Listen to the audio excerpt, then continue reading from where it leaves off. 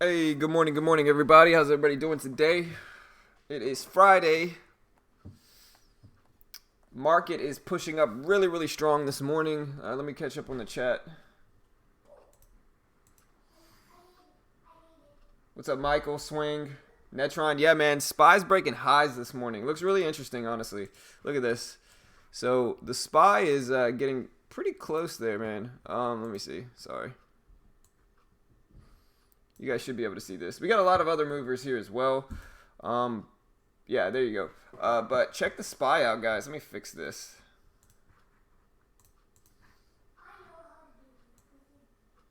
There we go. That's way better. But yeah, check the Spy out this morning, guys. Look at this. The lifetime highs are now at 302.68, which is the highest the Spy's ever been. Market really looking strong. Should be a fun day. Most of the time, Fridays are a little bit slow and dull. But with the Spy's movement this morning in pre-market, it looks solid. It looks like it should be a fun day today. So let's make some money today. Let's see if I can finish the week out green. It's been a so-so, about a break-even week, honestly. We're going to see if we can end the week green, though. And, yeah, it should be fun. Appreciate the subscribe, Adam. Welcome to the team, brother. Appreciate the subscribe, man.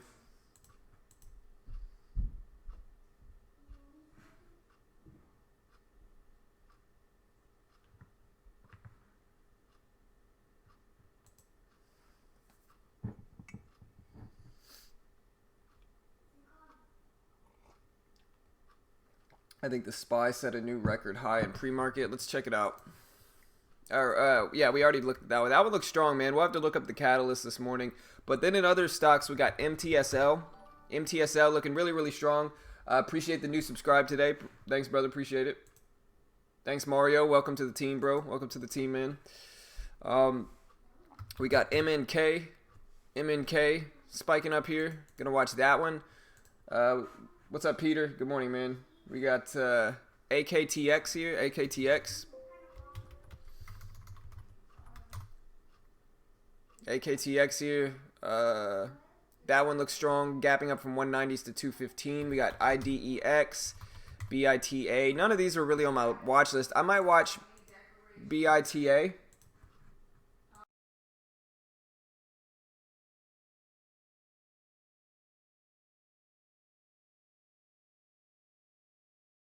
All right, but yeah, I'm going to be watching BITA. It looks really strong as well here. We got KEM. And so we got some options this morning. But on my watch list specifically, we had MNK. MNK, which looked really strong. We had CPRX.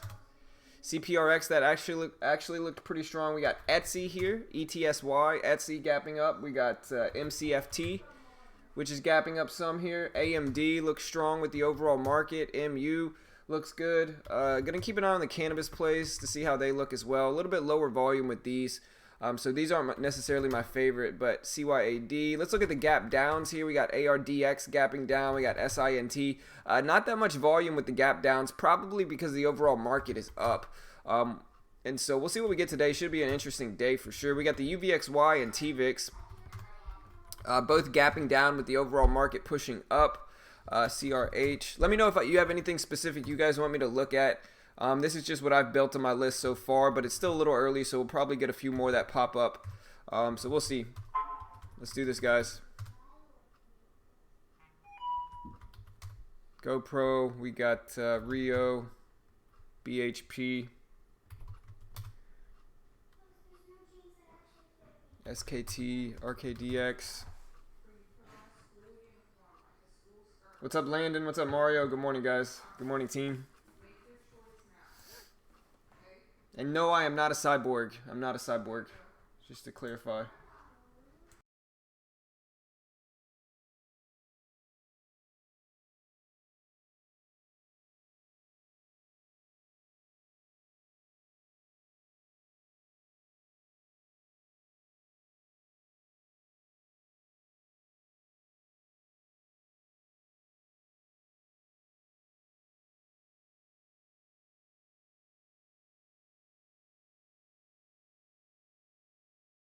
All right, let's do this, guys. Let's do this, team. We have this today. We have this. We just gotta take it slow. Market's looking good. Market's looking favorable for us traders. So it should be a good day. DRAD. Let me look at DRAD. Yeah, I mean, this one spiked up to 630, back down to 560. The biggest issue with this one for me specifically is just it's an extremely small float, it seems. Let me see if I could find the float. Does anybody know the float of this one? It looks like it's a tiny float, and that, considering the liquidity before today's gap up, that's the only concerning issue for me, is just the float size and you know, the liquidity for this one. Let me see if I can find it. It is DRAD. See if I can find the float here.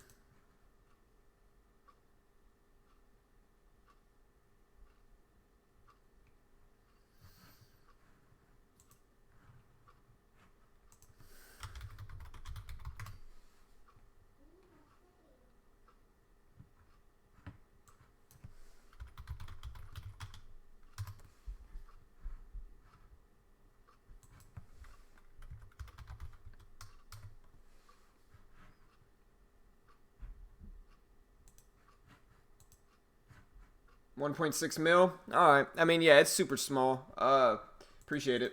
But yeah, I mean, it's just a really small float, and like I said, these are so tough because the liquidity's not great prior till today, but it had a really nice move in pre-market. Another concerning thing about this one is that it's kind of slowed down since this big initial push. You know, it went up to 630. It's back down to 560 now, and the volume is just kind of came right back down. And I don't know. It's not my favorite one. But everybody's different. It's just not my preference in trading, you know. So I'm not hating on your trade or your trade idea. It's just not my preference. It's just not my style, so to speak, you know.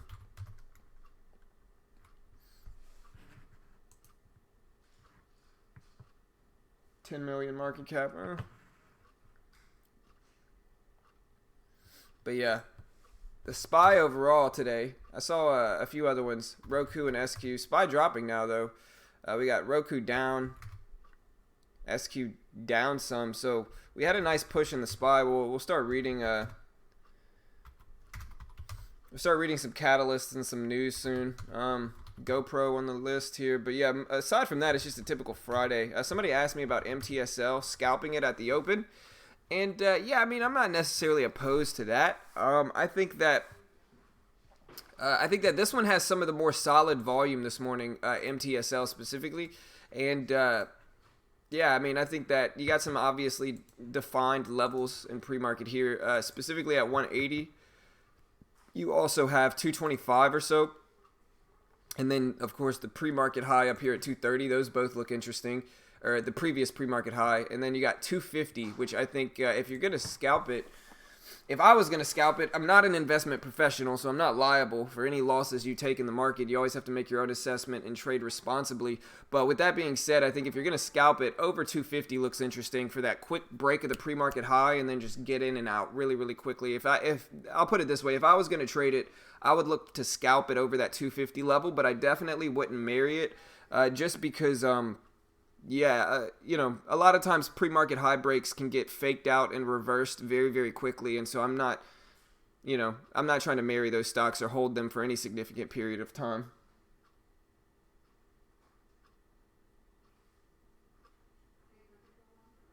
Hey, nice, John.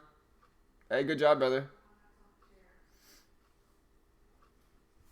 Yeah, I'm not a sideboard, guys. I just want to clarify that as well. It's only so the real issue is like whenever the screen's dark like this, you can see it's a little bit better. But if I switch over to the lighter screen here, you can kind of see the I don't know, some weird echo thing, but it still works. Like whatever.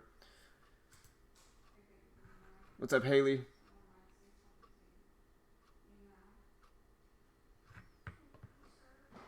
I mean, I could try to fix it. The problem is I can't really see it once I bring the OBS screen up here. Like if I do that, I could see it a little bit better. Let me try to fix that.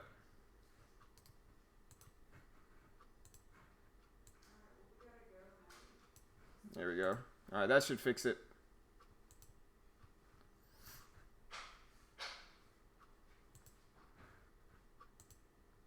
What's up, E-Rock? Good morning, brother. What's up, man? I got my Winnie the Pooh mug this morning. Like a gangster. I've got my Winnie the Pooh mug that you guys can't see. That'll actually help me fix this, though. Let me see. There we go. I got my Winnie the Pooh mug this morning. You know. Nah, that ain't gonna work. Let me see.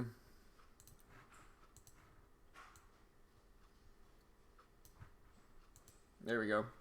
It's just gonna have to stay like this. But yeah, that's what I'm looking at with MTSL. Yeah. Terminator 2. That's right.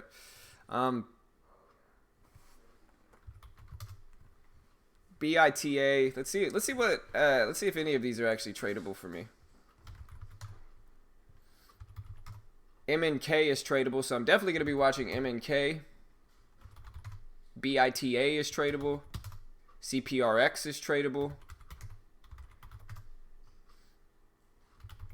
KEM is tradable. PCG is tradable. RBS is tradable. Foot Locker is obviously tradable. BCS is tradable. Fro. DBVT is tradable. So yeah, I mean, MTSL isn't, unfortunately, but MNK is. And I'm definitely going to be keeping an eye on this one. CPRX is. And so I'll watch CPRX too. So we got some options today. Half of these are tradable, or half of my gappers in small cap land are tradable for me, which is good.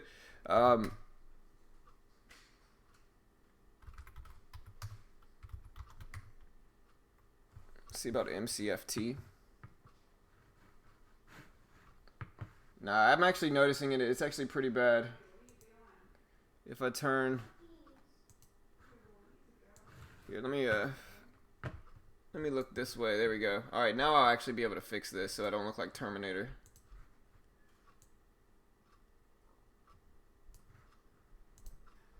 There we go. That should be a little bit better. All right. I mean, it shouldn't be bad if I do this anyway.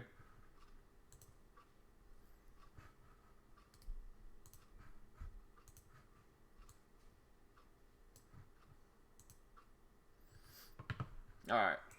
What's up, Luke?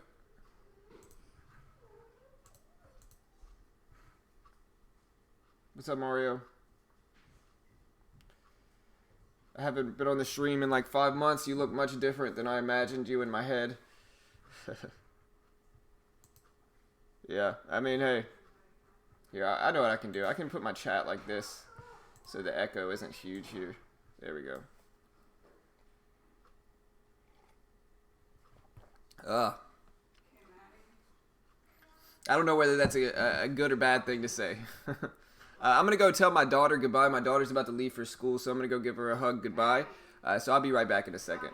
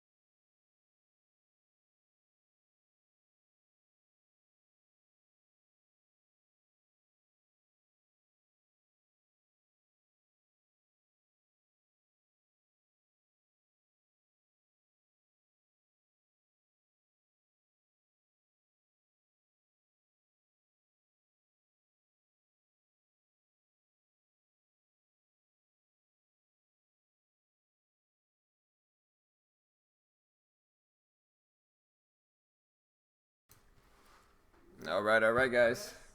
Man, why does it connect to my phone? I don't want it to connect to my phone, and then it forces it connects to my phone. Get out of here, Ryan. I don't want that. Where's my keys? What? Where's my keys? They're in the front door. What's up, Robert? What's up, Bike? What's up, Mario? I trade options sometimes. I have a very specific option strategy that I typically talk about.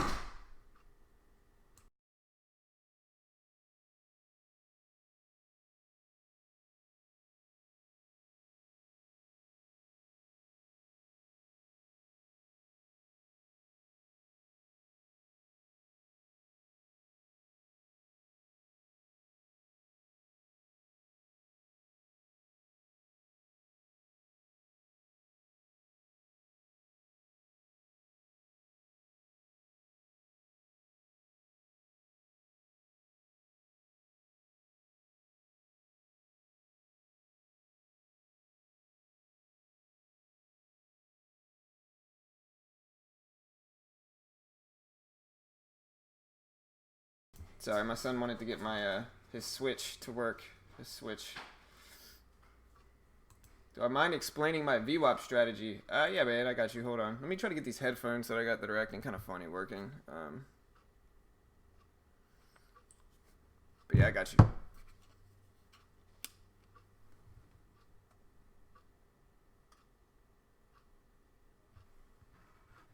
There we go.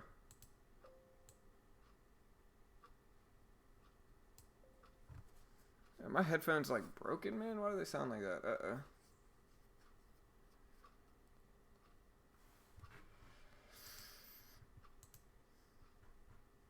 Alright, guys. So, yeah, somebody is asking me to explain my VWAP strategy. So, the basic way it works is, let me find an example of it first. How do you start this? I don't know, bud. I'm right in the middle of working, buddy. Nope. But it's not starting. My son's homesick today, guys.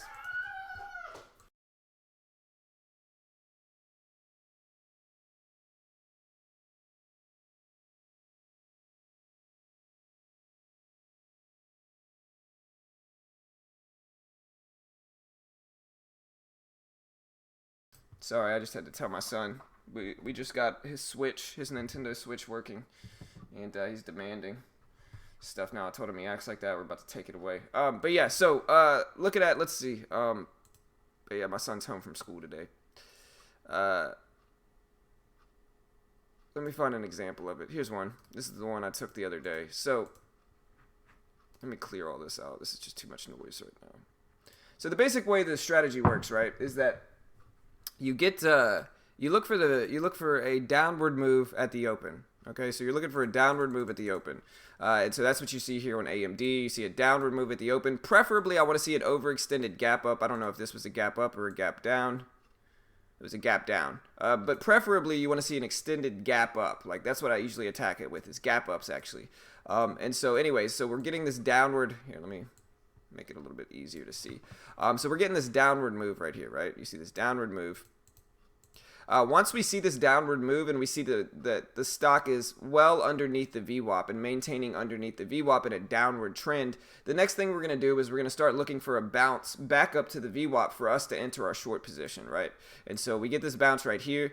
Again, I can try to flatten it out a little bit so you can see it. We do get this bounce right here at the VWAP. This is where we're going to enter our short position. But before we actually enter the stock, we want to calculate where our risk and where our reward is in this trade.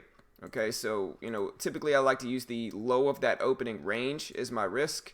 And so I like to use, I lost it for a second, hold on. Let me remove this. Alright, so typically we like to use that low of the opening range as our risk because it gives us a pretty tight risk level. You can see there's the opening range and there's the low of that first candle. And so if we jump in at 303, we could set our risk at like 308, 309, so our risk is like 6 cents. And so we have a 6-cent risk, and then we almost always set our previous low of the day as our reward target. So we're going to set this level here at around 84, 85 as our reward target. And so we basically got a 6-cent risk from 03 to 09, and then we have a reward target, let's see, from from 03 down to 84. We'll just say 83 just to make it easier. And that gives us roughly a 20-cent reward target, 19 cents maybe.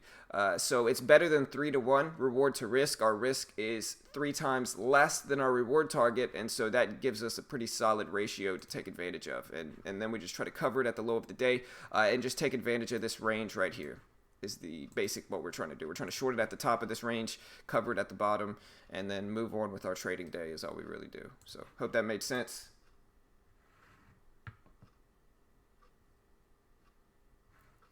All right. Anyways, so market's looking pretty strong today. The last time I looked at it, it did start to pull back a little bit. Yeah, it's down to 302, but it reached lifetime highs this morning in pre-market. Got up to 302.68, so it did reach lifetime highs this morning in pre-market. Really, really strong. Looks pretty solid here. And it should be a fun day. I think a lot of the mid and high cap stocks, especially ones that are included in the SPY, are going to be moving in a really, solid way. I don't know whether the market's going to pull back a little bit. We'll see. If we look at the daily chart, like I said, we're testing lifetime highs right now. So it should be a fun day. We are right around 302.16, so we are just over this level. But we also have the previous lifetime high, which is at 23 right here. And so I think we should watch that level too. But yeah, it should be fun. And then some other interesting ones to watch. Like I said, CPRX. CPRX looks good. We got MTSL. We got MNK. So CPRX and MNK are both tradable for us. We got AKTX. That looks good. We got BITA, CLRB. So we got some options today for sure. PCG, which is the company that was speculated to have started some of the California wildfires. And this one's gapping up. Not a bad range either. Yeah, not a bad range. So it's gapping up from 1010 to 1085. And with that, we can go ahead and look up some news and catalysts for these stocks. The first one I'm going to look at is MTSL because it's at the top of my gappers list for MTSL.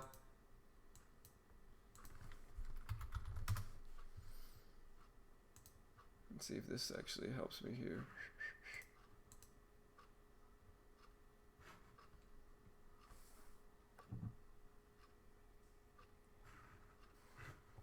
All right, guys. So MTSL, top of the list here, and they are up after reporting half-year results. So Mer Telemanagement reported the H1 of 19 EPS of 4 cents on sales of 2.6 million. So positive results for the first half of this year for MTSL. And so we'll see where it goes. Real catalyst, solid catalyst, and we'll see if it can actually hold these gains. Looking at the daily chart for MTSL, most of the time when this thing spikes, it fails and comes right back down. And so if you look at the daily chart, I mean, you can just see it here. So spike, fail, spike, fail, spike, fail, spike, fail. And so it actually spikes up to some solid levels, but every time it spikes, it fails. It comes right back down almost every single time. It's never really held these gains for the most part. And so we did get a spike. What was this?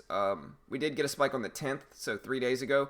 And it actually held it for the most part, and so we'll see what happens here. It should be interesting. I think the whole $1 is going to be a solid level to watch, as well as, like I said earlier, the pre-market high at 250. I think 250 is going to be interesting. Not only is it the pre-market high, but it's the $0.50, and so I think those two levels will make it interesting and fun to watch. So MTSL, one of my main stocks on my watch list. We got MNK here. MNK gapping up from $2.99 to $3.40, gapping up 41 cents. We could look up the news for this one, see if we can find something here.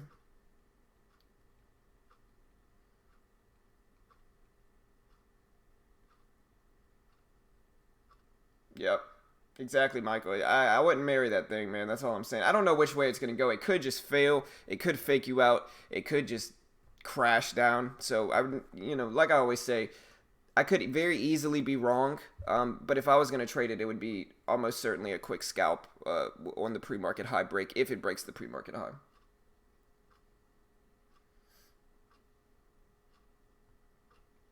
All right, so, and then we also have, what else we got here? We're going to move on from MNK just so I can stay on this this news list that I have here. The other one that I see is FCSC. FCSC gapping up from 180s to 290s. Looks like an acquisition. Looks like an acquisition, and it is an acquisition. So I know you're going to say, oh, well, I already knew that, but I was just judging it because you can tell it's an acquisition because you have these really big gap ups and then really narrow ranges after that. And they don't typically move a ton. Sometimes they do, but it's not like this is just a conventional gap up. And so the company agreed to be acquired by Castle Creek Pharmaceuticals for an all-cash consideration of $3 per share. And that makes sense because that's where it's gapping up to for SCSC. Then we got DPW, which is a crypto stock, gapping up some, but not really any catalyst here for this one. Not really, doesn't really look that good to me either.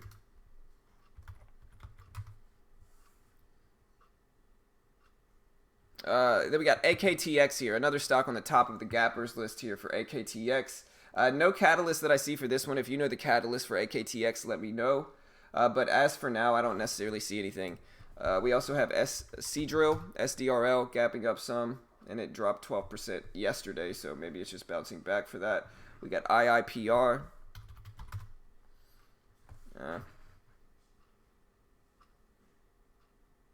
Mosey, MOSY. And this is up after the company announced that it regained compliance with NASDAQ's bid price listing requirement. Interesting, so there's that one.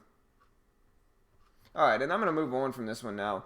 Then I'm going to start looking at some of the other ones that I didn't see, specifically MNK, CLRB.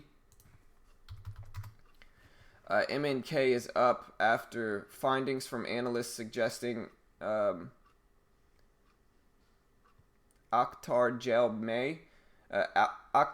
may be a cost-effective option compared to other treatments for multiple sclerosis relapse. And so positive findings for MNK is what this is. Now it's hard to tell whether this is actually going to be legitimate or not, but they say that it says, quote, Mallinckrodt, which is the name of the company, highlight findings from an analysis suggesting that the Actar gel may actually be cost-effective, may be a cost-effective option relative to other treatments for multiple sclerosis relapse for that one. So positive findings and data for MNK, I guess I would call that. CLRB is the next one here, and this one's not tradable, but this one recently gapped up a pretty solid amount from 220s all the way to 250s for CLRB. So a really big gap up here for CLRB. I'm not really seeing any catalyst. No, bud, I'm right in the middle of work right now, buddy. I can't play with you right now, buddy. I'm not seeing any catalyst for CLRB either, so we'll see what comes out about that one, specifically after this.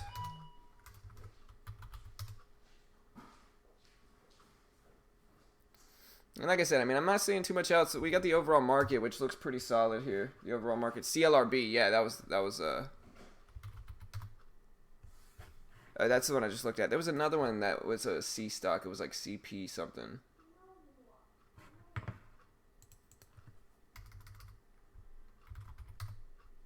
No, that wasn't it.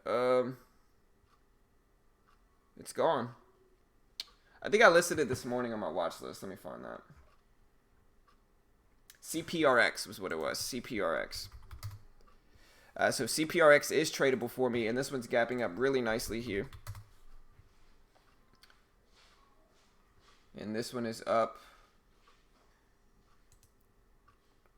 after they canceled their public offering. So it says Catalyst Pharma, which is CPRX, shares pop after the canceling of their public offering. And it says, quote, shares are trading higher after the news emerged that the company will not proceed with its previously announced public offering. And the company believes that the accumulation of an offering at the current market price of the common stock is not in its best interest. They had previously reported an 8 million share common stock offering, end quote. So yeah, they canceled their offering, and we're getting some bullish sentiment from the market with this one for CPRX today. And then looking at the overall market here, guys, looking at the overall market, I mean, the overall market is looking pretty solid. It gapped all the way up to lifetime highs this morning and pre-market up to 302.60s. It is since falling back down. It's at 301.96. And we can go ahead and read some of the news this morning.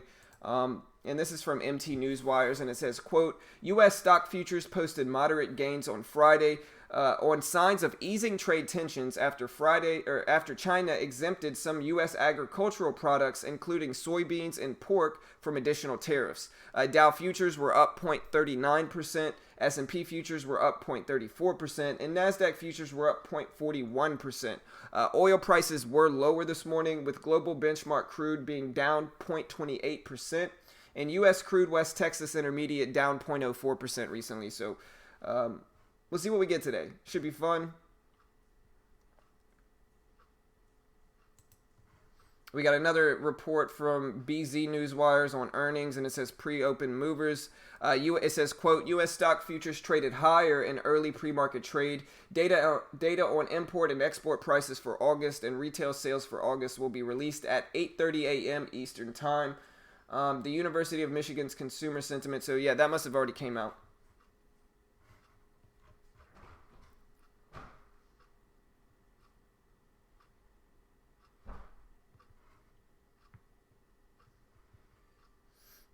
All right, like I said, let me know if you have anything specific you guys want to see me take a look at and review this morning, review the catalyst this morning. Should be fun. We got PCG. Oh, yeah, PCG was another one I wanted to look at. And again, this is the company that was speculated to have started some of the California wildfires, and it was very notorious for that. And so this one's gapping up with some type of positive catalyst here, some type of positive catalyst for PCG. And let me see here. Okay, so yeah, this one is up after reaching an $11 billion wildfire settlement. And it says, quote, shares are trading higher after the company reported it's agreed to a settlement to resolve all claims on the 2017 Northern California wildfires and the 2018 Camp Fire for $11 billion. Investigators linked PG&E's equipment to wildfires that killed dozens of people in recent years. And it has a few other stuff on it. And that's end quote from BZ Newswire. So yeah, this is the company. Apparently they reached an $11 billion settlement for those lawsuits that they were receiving for starting some of those fires. I'm honestly shocked this company's still around. I mean, if you look at the daily chart though, it's had a pretty big fall from grace. I'll put it that way. So since all of this happened, it dropped down from 49.40s. It's at $10.10. So it dropped 80% basically to where it's at now. So a significant solid gap up. Hi, John. Timmy from TrainNet called me yesterday. Do you have to send an email for the World Series? So did you sign up through my team? Just here, let me know, man. I'll post the Discord link. Just reach out to me after the stream, and we'll figure it out, brother. Here, I'll post the Discord link. So, but yeah, if any of you guys have any questions about that, just join our Discord.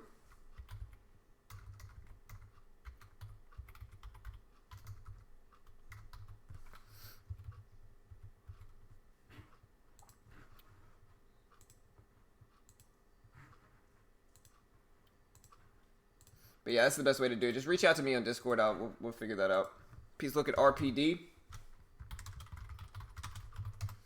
Yeah, we can check that one out too.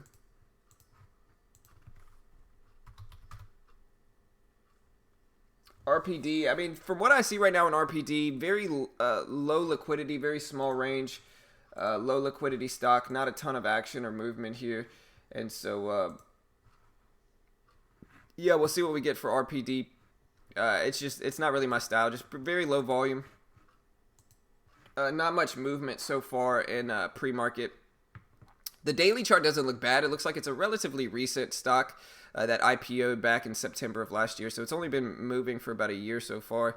And it looks okay. Like I said, I don't really see too much volume and liquidity right now. And so it just depends on how it acts at the open. But from what I see now, I'm not really necessarily interested in it. But it's just not my style. Not saying you can't trade it successfully. It's just not really not my style, man. What's up, Ron? Hey, brother. What's up, man? I'm noticing I'm still kind of looking like somewhat like a cyborg here. Let me try to fix this.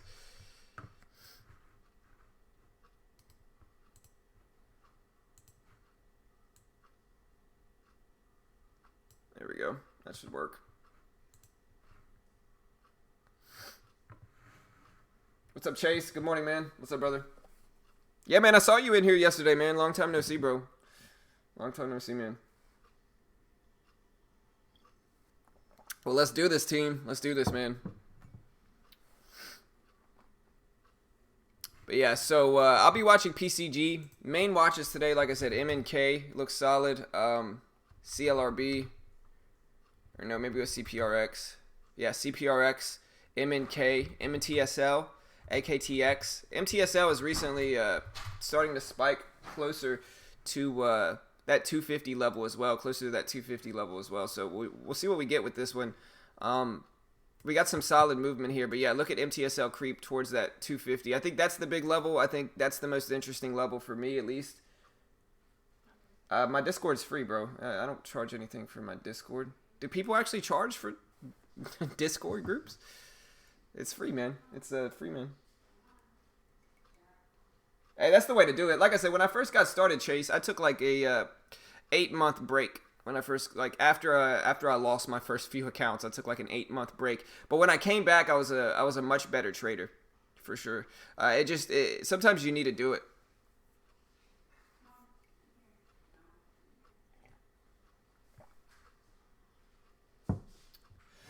Yeah, I know there's speculation on whether they actually did start the fires or whether it was from something else, but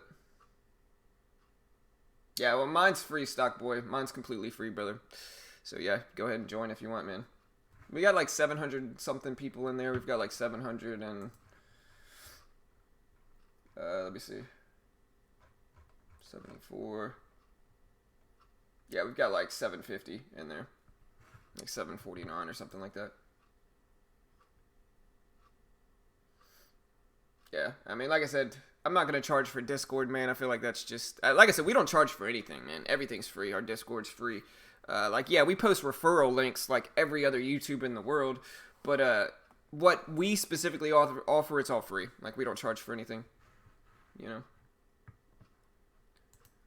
But yeah, with that said, go check out Trade Ideas, best scanners in the game. If you want to use the same scanners that I'm using, and it's a great way to help support the channel. Like I said, we don't charge for anything, but if you do want to help support us, you can go check out Trade Ideas, and I think they're the best scanners in the game by far. And so there's the link if you want to check them out. If you use promo code BT15, you get 15% off. Nice, man. Nice, Mr. G. Hey, bro, let's win this thing, man. I'm excited, bro. I'm excited, man. Let's win this thing. We got this. But yeah, MTSL.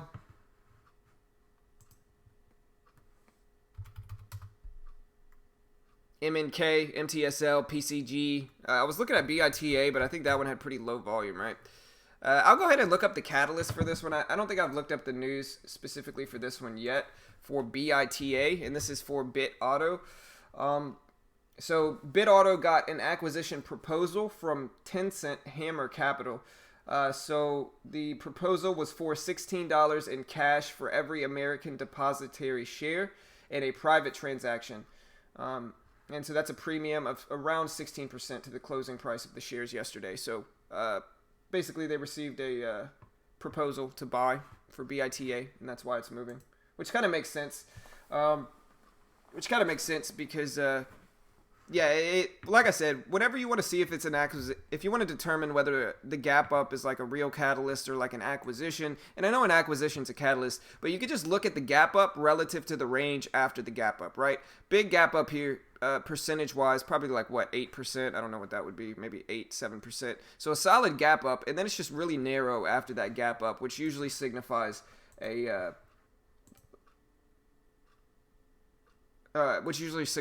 acquisition or a buyout of some sort.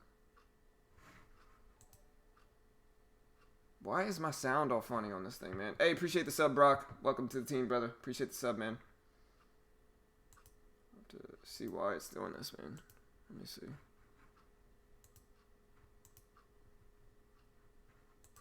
I don't know. That sounds funny, but hey, appreciate the sub. What's up, Logic? Steven. All right, guys. So just to break down my week so far this week. My week so far this week. It's been my week so far this week. So I have had. Let's see. Yesterday I ended up in gross profit, so I was able to come back from like $100 plus loss, and I ended up $15 in gross profits. But it was still a losing day technically because of commissions, and so I must have ended down $40 yesterday, which isn't bad. Definitely acceptable. I'll take it. That's not bad. And then Wednesday was a losing day. Monday was a winning day. Tuesday was a winning day. And so a break-even week after a really solid few weeks of green. And that's okay. So today's going to be the kind of make or break it day. I'm not going to force anything. If I have to have a break-even week, like I said, it's going to be the first time I've had a losing or break-even week in months, I think. And so if I have to have a break-even week, I have to be able to accept that and not force a revenge trade or anything like that. And so that's my week so far. Like I said, I think Monday I made like $120 or $110. Tuesday I made 70. Wednesday I lost 140. And yesterday I ended up 15 in gross profits, but down a little bit after commissions. And so roughly a break-even week. We'll see what we can get. What's up, Augustin? What's up, man? Sorry if I mispronounced that, brother.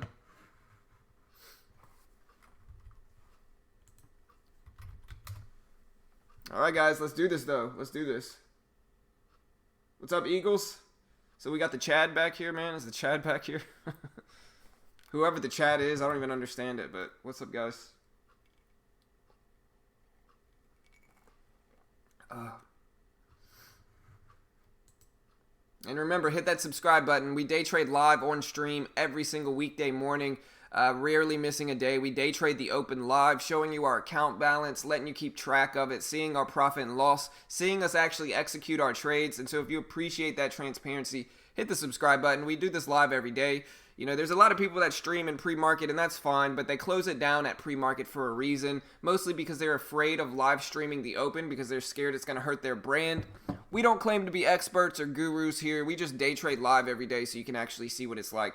And so, yeah, if you appreciate that, hit the subscribe button. Click the bell next to the subscribe button, and that's going to turn on notifications and give you an alert every time we go live. Mitch is coming here, man. I think there he is. I'm curious to see how well my headphones work here, too.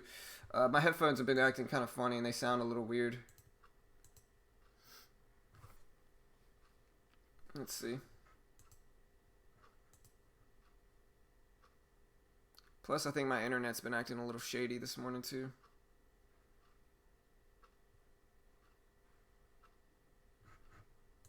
What it is like I have the gigabit internet from Comcast, but you know Comcast, man. They're all shady. But yeah. I'm running on wireless. There he is.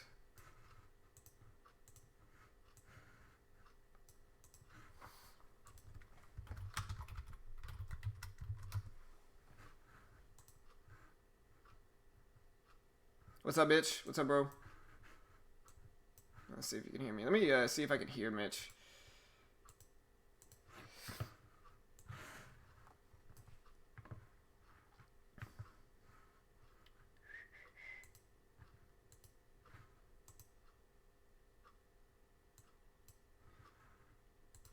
There we go.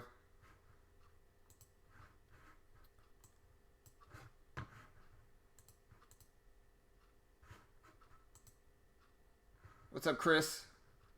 What's up, Relentless? What's up, dude? I usually wake up. I get up at 6 a.m. my time, which is 6 a.m. my time is 5 a.m. market time. Or no, 7 a.m. market time. I'm in Central Time, so I think that is an hour hour behind Eastern Time. Yeah. So yeah, I get up at 7 a.m. market time. 6 a.m. But it's 6 a.m. my time. My kids go to school at around 7, and so you know I got to get up at 6. But I usually have to get up and like make my thumbnail and kind of get everything ready. No, I focus on honestly. I mostly trade mid and high cap stocks, but I watch some low cap stocks too. Like I like trading specifically like microchip and cannabis stocks like CGC, Cron, AMD is probably my favorite stock to trade, and then MU. But I also kind of watch SQ, you know, Roku, you know, stuff like that. Like I'll keep an eye on most of it. For gap downs today, not getting too much, but the overall market, like I said, I'm going to watch PCG, but the overall market broke lifetime highs in pre-market this morning, but it's since kind of fluttered a little bit and came back down. 3 a.m. In Hawaii. Nice. Nice, Jennifer. Hawaii, man. Always wanted to visit there. Never have, though.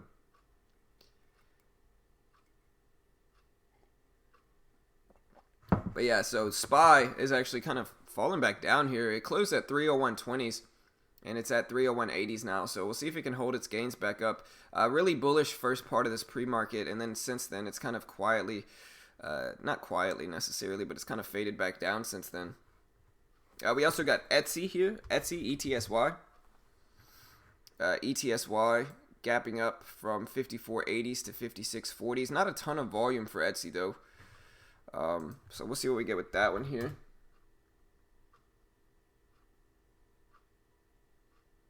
Yeah, we'll see what happens, Harold. Appreciate that, bro. Appreciate that, man. Yeah, aloha. TVTY. Gonna watch Fran here. I guess I'm kind of waiting to see if they ever add Fran to Tefs. No, not yet. PCG. Like I said, PCG, as much as I dislike it, I mean, I may look to short it. But it's gapping up solid, and the volume looks good. And so we'll see what we get. Not a ton of action this morning, or not a ton of crazy movement in mid and high cap land, which is surprising because the SPY overall is pretty, it's pretty volatile this morning. Not, crazy or anything, but, it reached lifetime highs and it's kind of dropping back down. It's still bullish and up on the day so far, but low cap stocks are moving, and there's a few that I can trade. MNK, CPRX are two low cap stocks that I'm going to watch. I don't know if they're low cap. CPRX actually looks like it has like a medium sized float, just basing it off of what the level 2 looks like. MTSL I'm sure is a small float. And then BITA for that proposal, I believe, right? Do you trade options or penny stocks? I mean, I trade penny stocks when the opportunity presents itself. I trade a little bit of everything. It just depends on a few different things. It depends on the liquidity, and it depends on the extension of the stock, right? Like if it's really extended, that's my favorite time to short. And with penny stocks, it's kind of sometimes I'll trade them, sometimes I won't. It just depends. Options, I'll trade those sometimes as well. Like I said, I talked about my option strategy yesterday. It's almost solely looking for overextended penny stocks or parabolic moves and buying put options right around the top. That's typically what I like to do with options. I think that's a really solid way to trade them too. What's up, Daniel? What's up, Rob? Yeah, I wish I was in Hawaii, man. One day. Dolby, it's raining here. The only good thing is I can get to work. You hear? Does that sound kind of muffled to you guys too? Hey, appreciate the sub, Brennan. Welcome to the team, bro. Appreciate the sub, man. Thanks, brother. Let me try to fix this again. But yeah, appreciate the sub, bro. But yeah. Does that sound muffled to you? Yesterday was my first big winning day, and it's all thanks to your lessons on your page. Thank you. Hey, I'm super happy to hear that. That's what we're for, Haley. So happy you did well, man. Or happy you did well. Sorry. Congrats. That's the first big step. Remember, take it slow. Try to stay as humble as you can with your trading because that's what's going to save you money. The more egotistical people get, a lot of times the worse they'll trade because they can't accept a loss, right? So just take it slow. Congrats. Super happy for you. And yeah, appreciate the support for sure. I am in Texas right now, but I'm from Louisiana originally. No options for the World Series of day trading. Yeah, today is Friday the 13th, and it's a full moon. It's Friday the 13th, and it's a full moon today, so be careful, guys.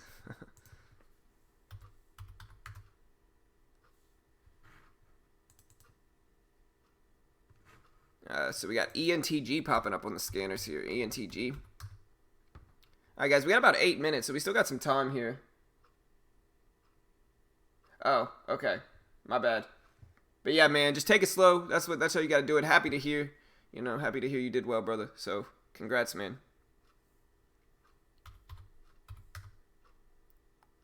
But yeah, top of the list this morning for me is MNK, CPRX, AMD, MU, and yeah, I'm just gonna keep an eye on the SPY. That's what I'm watching today. So a few penny stocks, a few mid caps. Maybe gonna watch SQ and Roku as well, some tech stocks to see what SQ and Roku do. So I might keep an eye on the tech sector as well. But yeah, should be fun today. MCFT was another one, but not a ton of volume here. I think this one's tradable though. Let me see. No, this one's not, unfortunately. Oh, and PCG. PCG was the other one I'm looking at. Man, I know I keep looking like a Terminator, man. I keep looking like a Terminator here.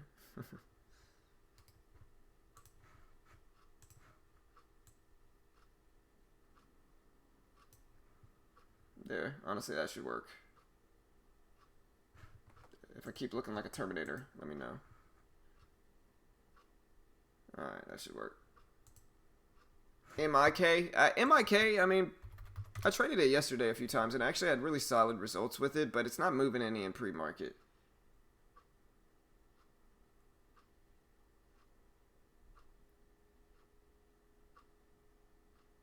Hey, nice, man. Hey, nice, brother. I still look like a Terminator, guys. I can't make it stop, man. Somebody make this stop.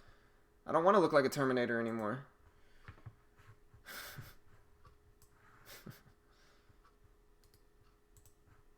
The only way to not look like a Terminator is to do this, though.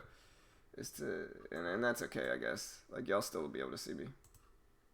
But yeah, guys, remember to hit that subscribe button. We day trade live on stream every single weekday. So if you want to see what it's actually like to day trade the markets live every single day at the open, hit the subscribe button. You know, like I said, we're not one of those streamers that turn the stream off after pre-market and just kind of hide all our trades. We're not one of those streamers that don't show you our account balance. We're not one of those streamers that, you know, cherry pick their winners, never stream, and only upload their winners. We're the streamers that show you everything, day trade live on stream every single day, and show you what it's actually like. So if you appreciate that, hit that subscribe button. What's up, bro? Yeah, we got Mitch here today, too. We got Mitch here today. Say something. What's going on, traders? How we doing? Good morning, good morning. There we go. All right. Let us know how the sound is today. We got Mitch here. Look. What's up? We got Mitch with the face cam here today. What's going on, guys? How's everybody doing out there? Ready for another day? Let's go get it. Let's go get it. There we go. There's Mitch. Where all my lions at?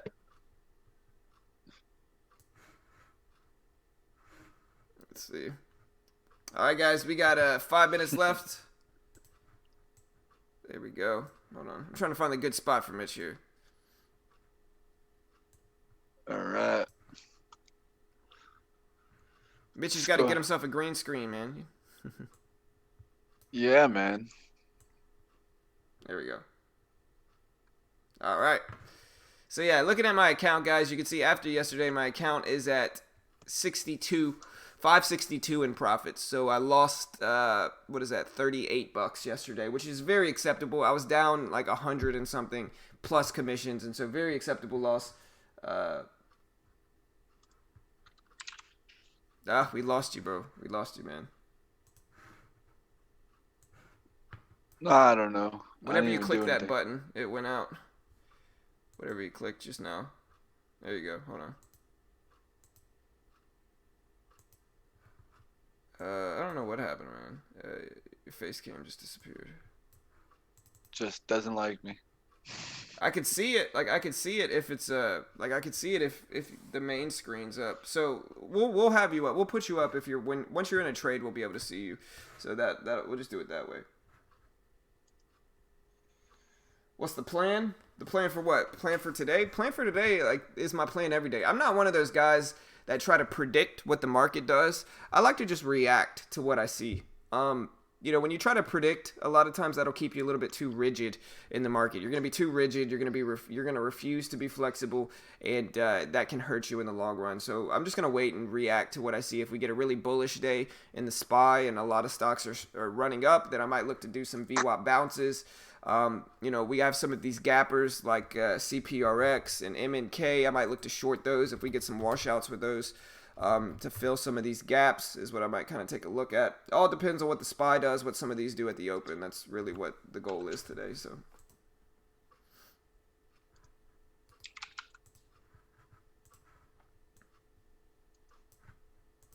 Here we go.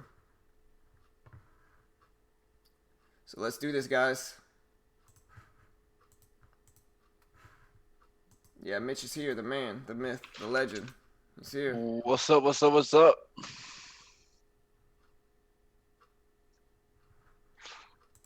All right. Let's do this.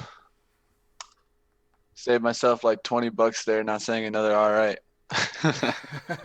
Matthew McConaughey gonna hit you with that trademark, bro. I know. You gotta be careful. One that I'll talk about, just because we always like to talk about these stocks that kind of go a little bit crazy. Have you taken a look at Shaq lately? Nope. Shake Shack. Oh, this is another one, man. Another Beyond Meats. And look, if you look at it, we've been taking off, man, since the open. This IPO'd back in January. Now IPO'd at 44.66. We're up there now to 102. Nice.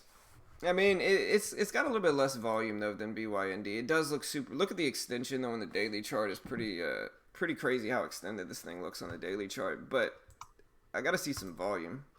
Yep, it's definitely one to watch for at least. I just think at the end of the day, we don't know where the top is going to be, but this definitely is more, let's say, $50 to $60 stock than 100. So we'll see how the momentum pushes it. The big amount of volume came on August 6th, and it had over 7 million shares traded that day. So I'll look for a day where it gets back up there above 1 million shares traded, and then those are the days that I can trade it. Yep. All right, guys, we got 20 seconds, guys. 20 seconds. Let's do this. Let's make some money today, guys. So should be fun. Let me see.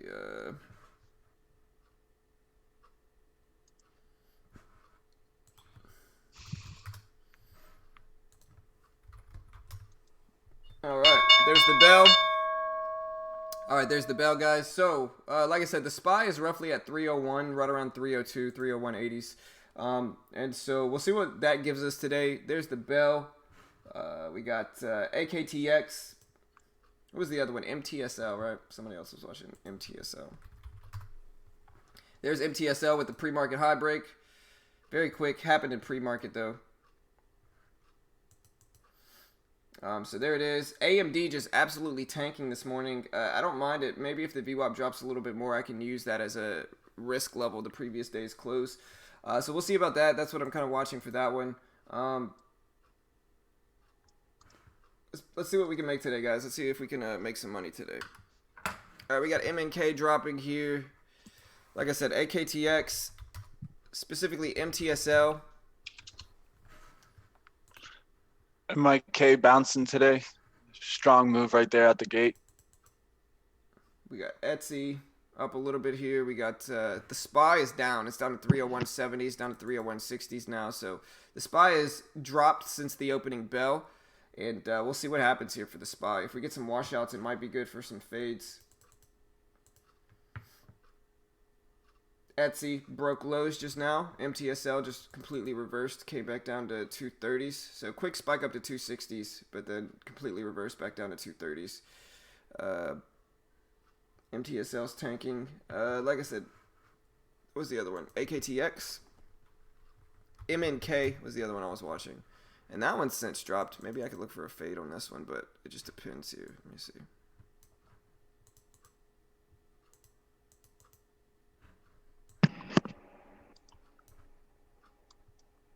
Just about where I could set my risk for this one. I guess I could use 39 as my risk.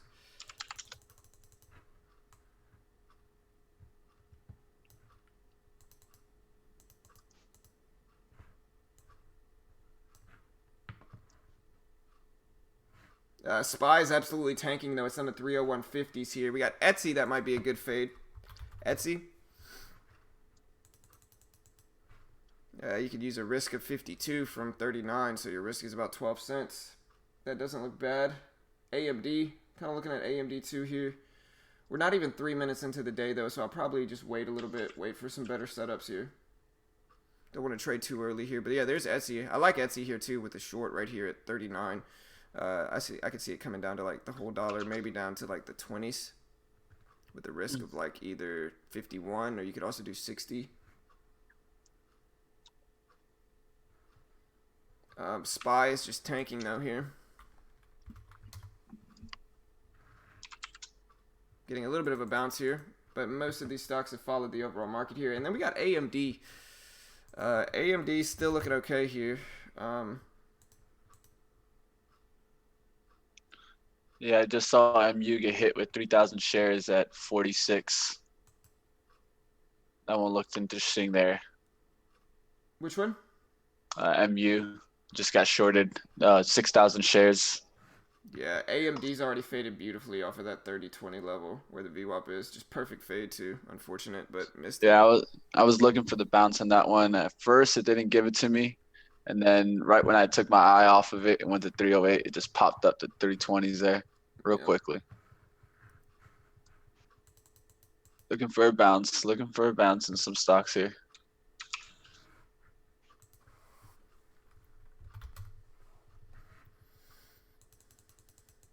Alright, well, if we do take AMD, I mean, we could risk it off of like this 22 level, so just a very small risk. I think 24 is probably a little bit better risk, though, right around here.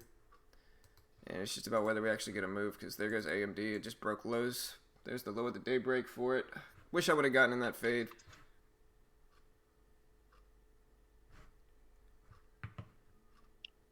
Still going to watch it, though. MNK was the other one I was watching for a fade. MNK. Am I lagging a little bit here? There we go. Yeah. MNK squeezed up too much though, so glad I didn't take that one. Same thing with Etsy. There goes MTSL bouncing back.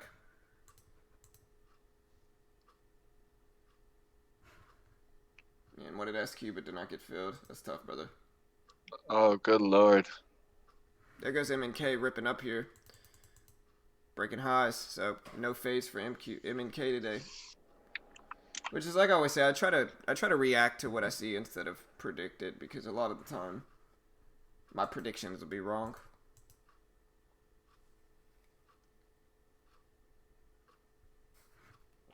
MTSL is right around the VWAP. That one looks interesting. We're just gonna wait. I don't mind this level here for AMD now. So if we can get up to 316s or 3016s, I might take it. SPY is actually bouncing really nicely here, so a big bounce in the overall market. And there goes AMD, man. Like I said, the big bounce in the market's the big concerning thing, though. I don't know if we're going to get the bounce back up to that level, though. It quickly got up to 14s and then came all the way back down for AMD. So, I mean, those up wicks indicate some selling pressure, so... MTSL did fade back down, but look at the SPY here. SPY, big bounce. Big bounce in the SPY here, guys. Look at that.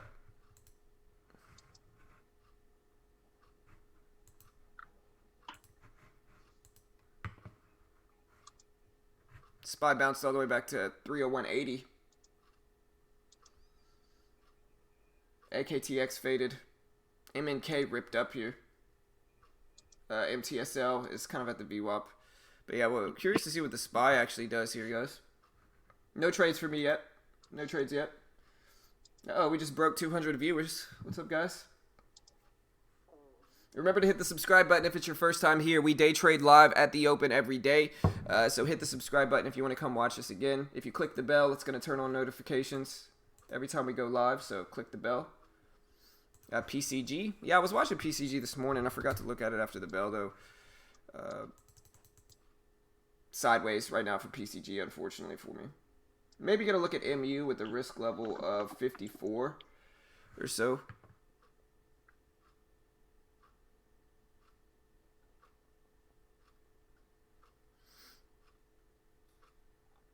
But yeah, there's the SPY. We'll see if the SPY can break the daily high of 301.89 here. It's at 301.75. So very close to it. But the microchip stocks are still heading down regardless of this bounce in the SPY. So We'll see what happens here. What's up, George?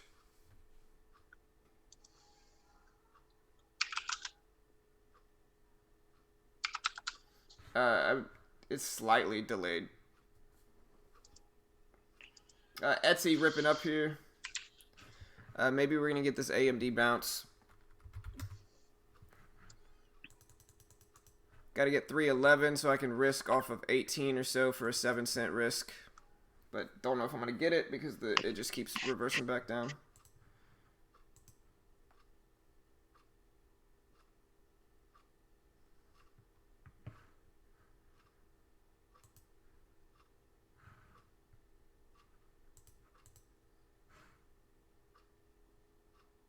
Hey, what's up from India? What's up, brother? Hey, good morning from Texas, man. Good morning from Texas, brother.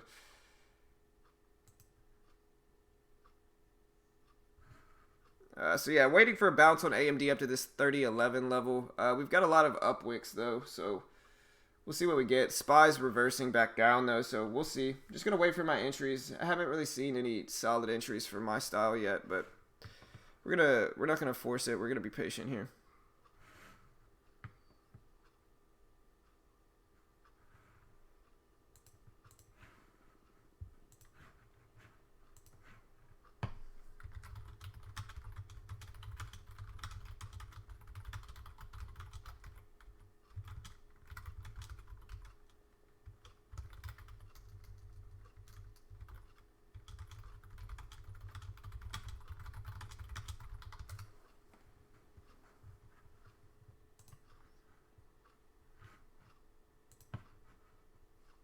Ooh, look at PCG just drop here. Look at PCG, guys. PCG, like I said, this is the company that was speculated to have started the California wildfires. PCG with a massive drop back down under the low of the day. Just broke under that 1085 level. It's back down to 1065, which is a really solid move relative to this stock's range overall on the day. So big drop for PCG here.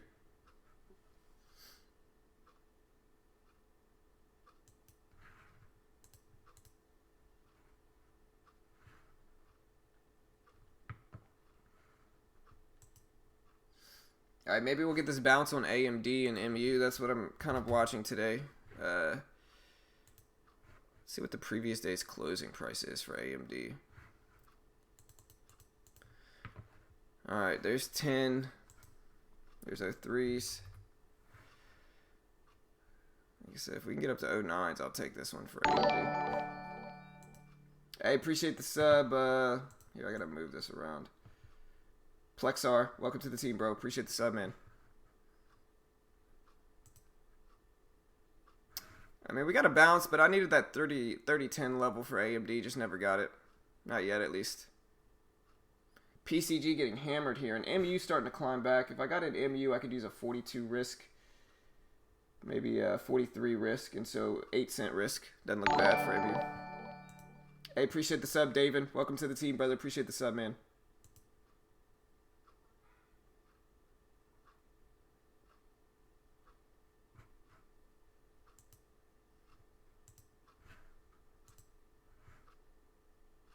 Hey, what's up, Sid?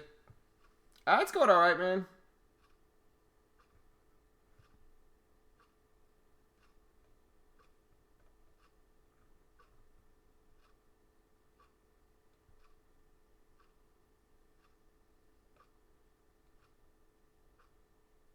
Yeah, looking for a trade. I'm just waiting. I'm waiting for just some stocks to look favorable for me. Right now, looking at AMD and MU. MU is kind of pushing back here. Looking at AMD to get up to 3009, I can risk off of this 3018 level, so about a 10-cent risk, 9-cent risk. And then my reward target could be down at 95. And so, you know, not a bad risk reward, but not terribly great or anything either, though. Not excellent or anything. Maybe I could use this level here at 17 as my risk, give me a little bit better risk reward. But MU is starting to get closer here. And for this one, I could use that previous day's close and plus all that support. So I actually like MU a little bit more here. Let's see if I can catch it. Too late. See if we get one more bounce up there on MU. I'm going to take 200 shares here and try to add back to it. I wanted up here and I just missed it. And so I'm going to try to scale in a little bit better with this one. See if I can add another 300 or so here up there at the 34 level. Just never got my entry. Don't know if I'm actually going to get it, unfortunately. But I'd rather take some than miss it. Specifically because the previous day's closing price is actually above me now, and like that's what I'm trying to take advantage of. And even though it might be just a little bitty trade, that's okay. Because the goal here is I just wanted to take it before it faded back down. So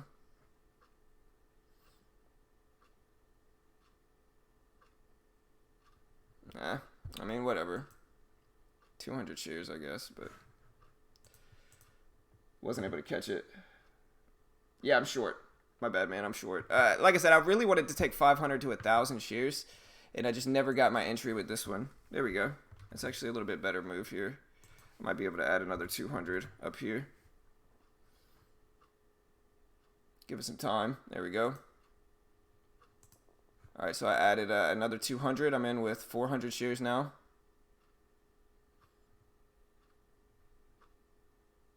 See if we get a little bit more up here. Add another 200 or so up at 50.30.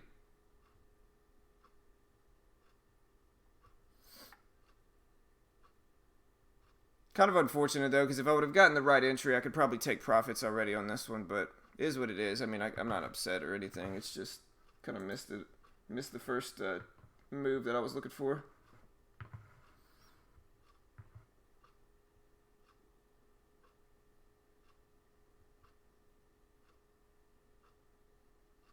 I feel like my Thinkorswim's lagging a little bit actually here though, which is a little concerning, but Yeah, I had to restart mine. It was acting weird for me too. your TEFs? No, my Thinkorswim. Oh. You're not using mine still, huh? No, Okay. it's just acting weird. Yeah, mine is lagging. Mine gave me a technical error where I had to restart it. So Yeah, I mean, like I'm trying to be patient with it, but man, it's a little frustrating. I'm trying to keep track. There's 29s. Might be able to add that other 200 share lot that I wanted. 33s.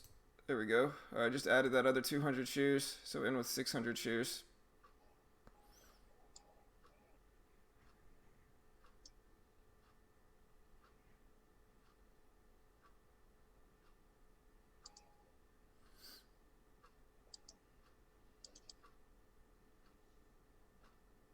Up to 37s. Like I said, I think I'm risking like 42s maybe here.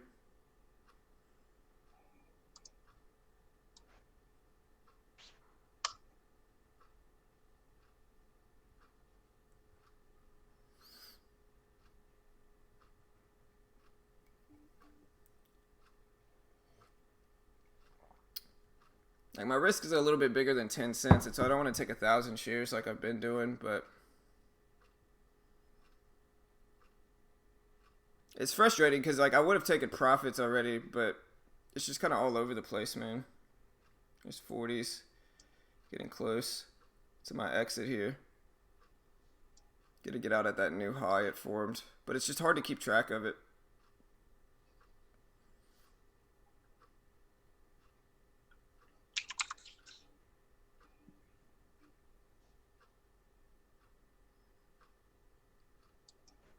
Threes.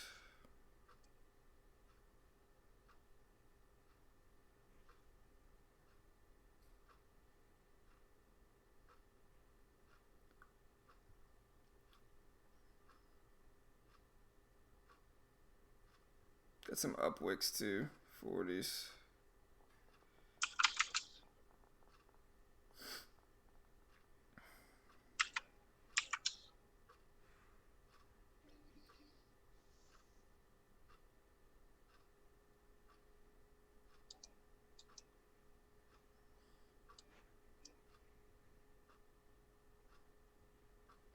We got some up wicks, which is good. It's just hard to keep track of it because of the lag, man. It's stressful.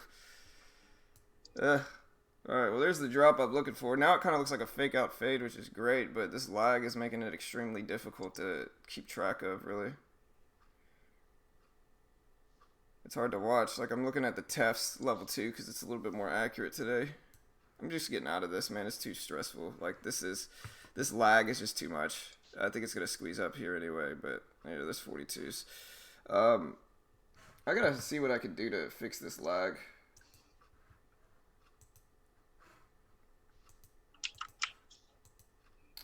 I try to do real time here, but I'm sure that's just going to make it lag a little bit more. There we go. That's a little bit better, actually. But yeah, I got out less than $80 loss. That's perfectly fine for me. PCG actually looks like it could be a fade here. And AMD is just faded numerous times too.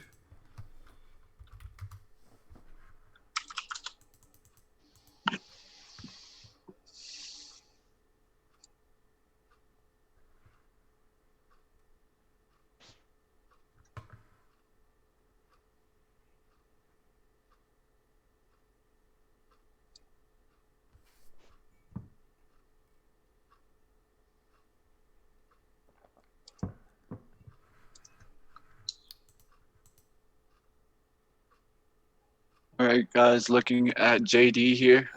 That JD looking interesting for me. was loud. Maybe it faked me out here.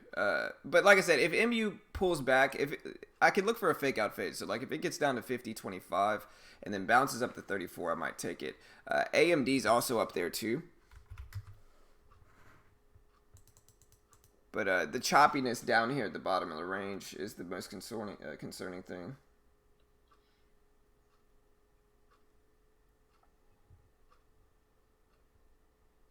SPY really not moving this morning. Just stationary, at least from the open. Yeah, I mean, I'm going to wait for AMD to pull a fake out fade. After MU, like, it was frustrating because MU dropped enough for me to take profits. It's just I couldn't keep track of the level 2 because the level 2 was moving up and down, and so it was lagging a little bit for sure. And so it's like by the time I saw it at that place, it squeezed up back out me. And so it's not Thinkorswim's fault. I mean, it was just a trade that didn't work out. But yeah, just weird lag. It definitely makes your emotions a little bit worse. I'll put it that way.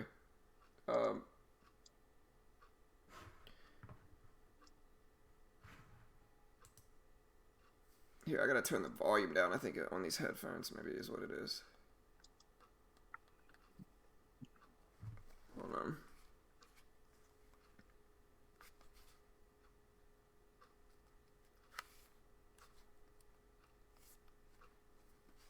All right, say something, Mitch. Yo, you there?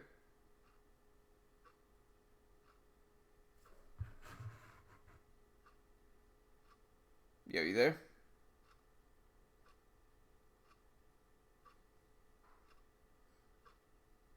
I don't know if Mitch can hear me. Can you hear me?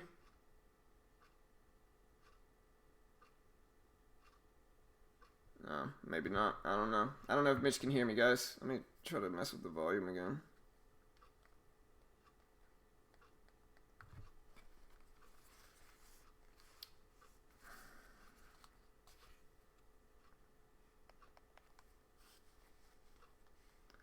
Test, test. Can you hear me? I see Mitch, and it says my volume's working okay, but he's just not responding.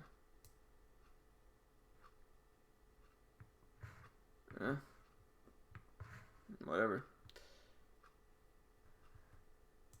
Alright, so I'm looking at AMD for this fake out fade here. And maybe MU faked me out, but it squeezed up way too much. But I'm looking at AMD for this fake out fade, right? So if AMD comes down to this level here and then bounces up to 07, I might take it with a risk level of that previous high, is what I'm thinking. I'll try it.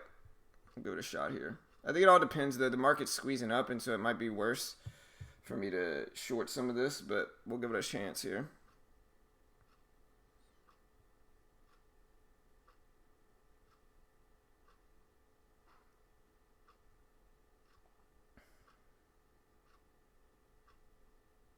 All right, guys. Starter put on AMAT. AMAT. Hey, can you hear me? Yeah. Oh, I've been talking, man. You haven't been responding. Oh, I put the volume down a little bit a second ago. Okay. That might have been when you. All right. Well, here's AMD. I'm gonna short into this one with 500 shares right now, and then just use that previous high up here as my risk at like 13 or so.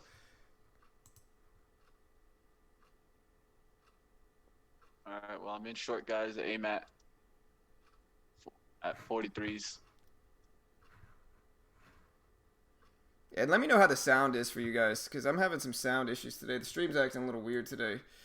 On my end, the sound sounds funny. But yeah, my risk here is 13 or so.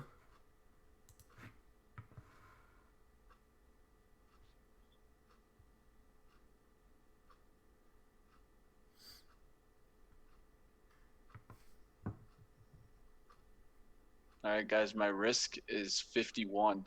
So I'm only risking 8 cents on this trade. I got no problem taking this trade, risking 8 cents.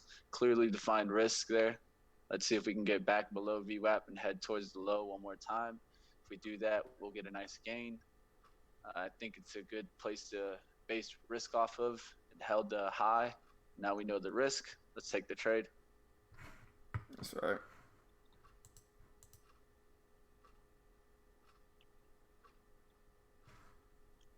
Ooh, I looked the other way. This one squeezed up on me. I gotta get out of this. Yeah, so I'm down 124 on the day. Not a great day, man. This week's been much tougher than last week for sure. I just been getting a lot of fake out fades, or a lot of faked out VWAP fades. And so, it is what it is. The time to take some fades for AMD was earlier. And, yeah, I'm just getting squeezed out a lot today. I'll put Mitch up since Mitch is in stuff. Yep.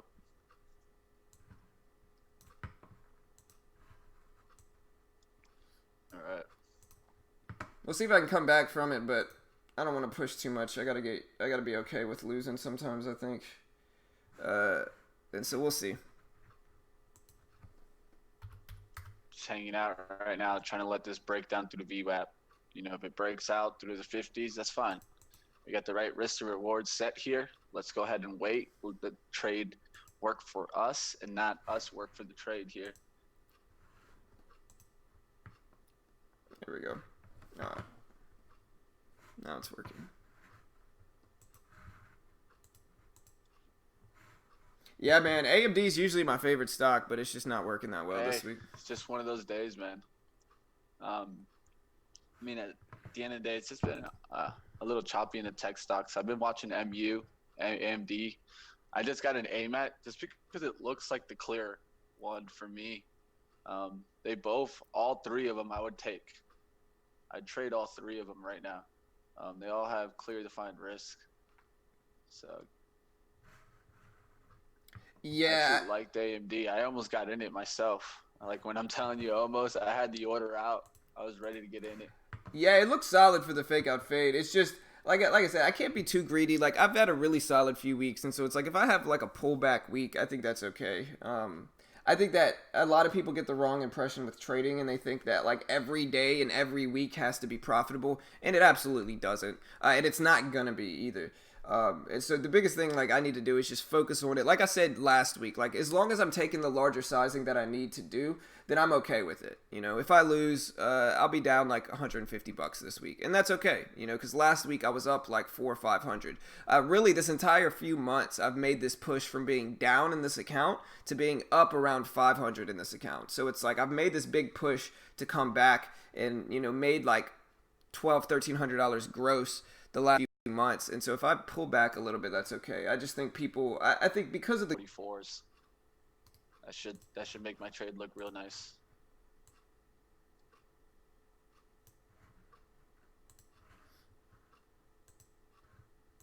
There we go. And I mean, I'll still wait. Like my max loss is like what, 150, 200. So I'll be all right.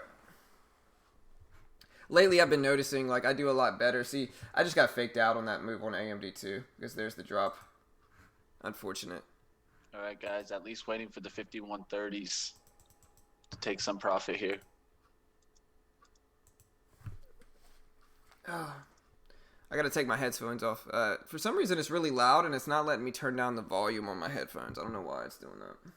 If anything, use the mixer on your computer. Oh yeah. You can just turn it down there. Yeah, that's true. That's what I had to do. No lie, you were the same way. Yeah. You were a little loud, and then I went too low, and then been trying to find the middle point. Yeah. All right, there's the SPY just ripping down here. So SPY's testing lows of the day now. So that 44s. Let's see if it cracks those 44s and holds it. We might get one test for AMAT here to 50s. We got to hold and see if we see anything close at 51. If we see anything close at 51, you guys will hear me. You guys will see me stop out. But if we just get a test up, a little wick, and then it shoots right back down, we'll be fine here.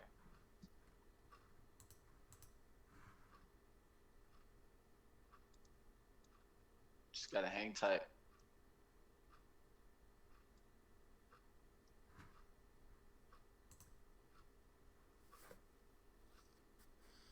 Maybe you're the jinx, Sid. Nah, man, you're good, bro. Listen, losing days happen, man. And like I said, today, it was a break-even day up to this point. And so if it's a slightly losing week, you know what I mean? That's all right. Like, I can't be greedy, you know? Like, losing days, losing weeks, losing months are probably going to happen in your trading career. And if you refuse to let them happen, you know, you're just going to be hurting yourself more often. The biggest thing I need to focus on is just keeping my losses smaller. But I know I'm scaling up in size, and so, you know, a $130 loss is like the equivalent of around 13 cents with 1,000 shares. So my losses are small in the grand scheme of things. I'm just hoping I can continue to push this account up and start making a little bit more, you know. That's the big thing. I have the room for it. Looks like we're going to get a little test here. Just got to hold towards our number. I always say hold toward your key parts. That's all that matters. Don't try to ticker watch, because when you ticker watch, you're just creating emotion within the trade. Yeah. You've already taken the trade. Don't create more emotion. If anything, you should be creating less by trying to stay mechanical on where your risk is and where your reward is. Yeah. You know, at this point, everyone's sweating the trade. You know, if you guys are watching me right now, who wouldn't be sweating the trade? It's going against you. It looks like it's going to squeeze, but you can't think about that. You can't think about what could happen. All you can do is focus on what's actually happening and your key levels. Right. There we go. We got a rejection. Oh, I'm in AMD, guys. I forgot to tell y'all that. I'm in AMD. Now we need to see a nice flush down through the 30s here. See if you can get a flush down through these 30s. If not, we'll probably get a test of that 50. Just got to hold to our risk.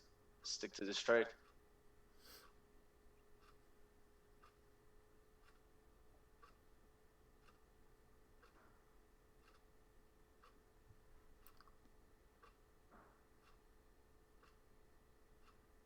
A lot of shares going through there right now at 51.39, 16,000 shares. Got to be careful here, guys. That was at the bottom. That looks more like a longer than someone trying to short because it's at the bottom of the micro pattern. That's reading price action. Price action shouldn't have been big shares at 39. I would have rather seen shares up here at 47 on the pop. Just got to hold to my 50, 51. See 51 show up. Any shares filling in, you guys will see me stop out. There's some shares right there to hold it down a little bit, some sells. Let's see if it can hold that. We want it to come back down and break 38s. If not, it looks like it's going to squeeze through this 50.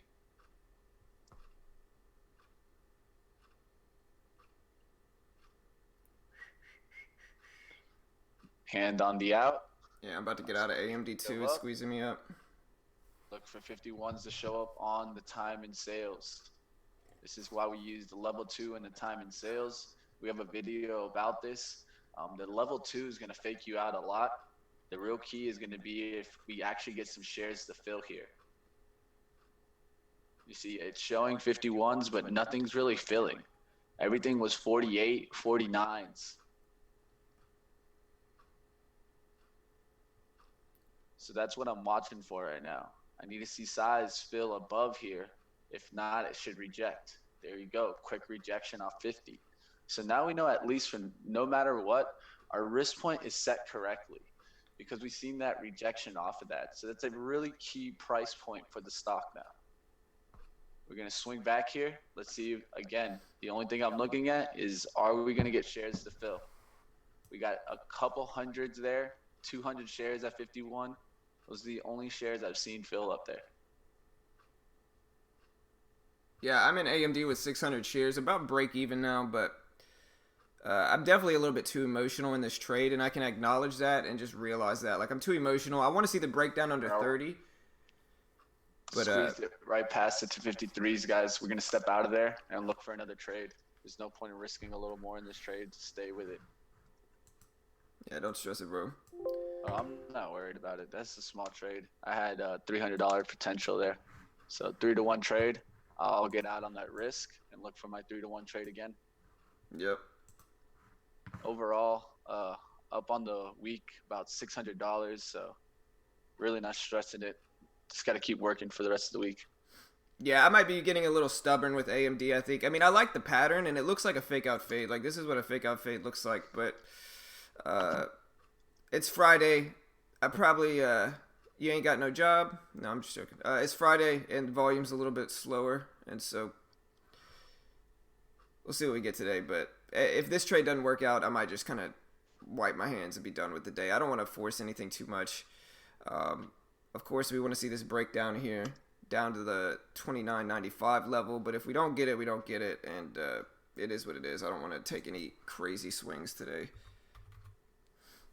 Big thing, I don't want to get greedy here, just force bigger losses when this week just might not be my week, guys. You know.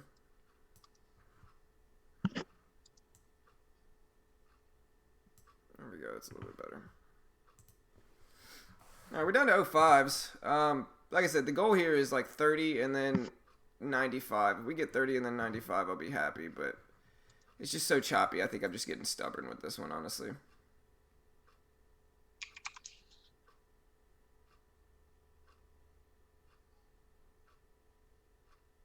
See if we get that VWAP to hold and reject some. I mean, the SPY's around the lows. It's not too bad.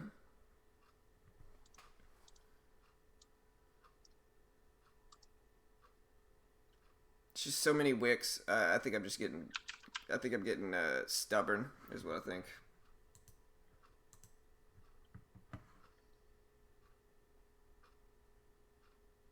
Yeah, for sure. After this, I'm done. That's what I'm saying. I mean, this is a fake out fade, so this is a pattern that I watch. But yeah, for sure. I mean, I'm right there with you guys. I can kind of see it. Like, I'm trading AMD.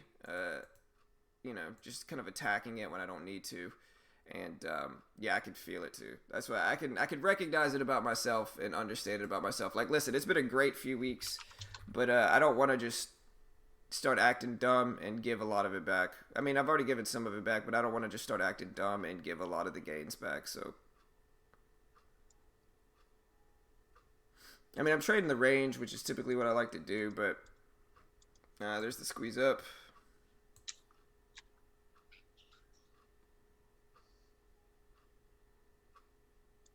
All right, I got to get out of there. $166 loss of the day. I'm going to be finished for the day, guys. It's just not my day today. Like I said, the biggest issue I have with my trading this week is that my losses are much bigger than my winners this week. And so I don't think, and this is to be expected to a certain extent. It's like I said last week. You know, when I'm scaling up in size, I know I'm going to be way more emotional. I know I'm going to be way more stubborn with my trading. And I know that my trading is going to be a little bit worse because I'm not used to holding this big of size, right? And so that's the goal for next week. I'm just done for the day. I'm still well into the profit in this account, but yeah, definitely a bigger loss than I wanted. And like I said, I can see it in myself to where I'm just forcing trades when I don't need to, and I'm getting a little bit greedy with my trades, right? And I'm picking the wrong stock for sure. And so yeah, man, and it's one of those that I'm just forcing trades on a Friday, and it is what it is. But again, I mean, I can't be super greedy. this week is the first losing week I've had in a while, and so, it is what it is. AMD might be coming down. The biggest issue is like if you look at MU here, which is microchip stock, another microchip stock, you can see it kind of did the same thing. Like it looked like a VWAP fade, and then it just squeezed up big like this. And so probably gonna be done. I'm definitely. I think I'm most likely done after that one though, guys. I don't want to force anything else. I could throw Mitch up if he's looking to trade some more. Yeah, I will be trading more for sure. Just a little bit later on. Just taking a break right now, focusing, trying to figure out this AMAT, see if he's gonna do the kind of fade here after this fake out. So I'll just hang out with the chat. Reading and finding out. I always like to look at a little bit, see if I can find any news that's keeping the market up. And I see something that would keep the market up. It's kind of Trump says he's planning a very substantial mid-class tax cut in the next year. But small loss is better than $1,000 loss. Yeah, man. No, hey, listen, 100%. Like I said, right. And here's the thing, right? Like I'm okay with it. Like I said the other day, just chat. I like having you guys here, but don't get into the point where it's like I have a winning week after winning week after winning week, right? And then when I have a losing week, everybody starts to tell me what I do wrong. And it's like I've already acknowledged what I think I did wrong, which was I'm letting my winners be a little bit larger than my losses. And I don't think it has necessarily anything to do with my actual losses. I think it has more so to do with me not holding my winners long enough. Right, I think I'm covering way too soon with my winners, and then I'm kind of letting my losses run a little bit too much. But again, I mean, this has to do with me scaling up in size. It's just larger sizing that I'm really used to trading, and I've been doing it for around 2 weeks now. But even still, it's been a emotional ride for sure, to say the least. And so yeah, I had two losing trades today. Like I said, I think it's more so with my winners than my losses. I'm just cutting my winners a little bit too short. But yeah, guys, like I said, still well into the profit in this account. And I knew my emotions would be higher when I scaled up in size. I just knew they would. And so it's just a process, Every week and every day is not going to be green. And I think that I have to kind of accept those losing days a little bit better too, which I think is a part of trading for sure.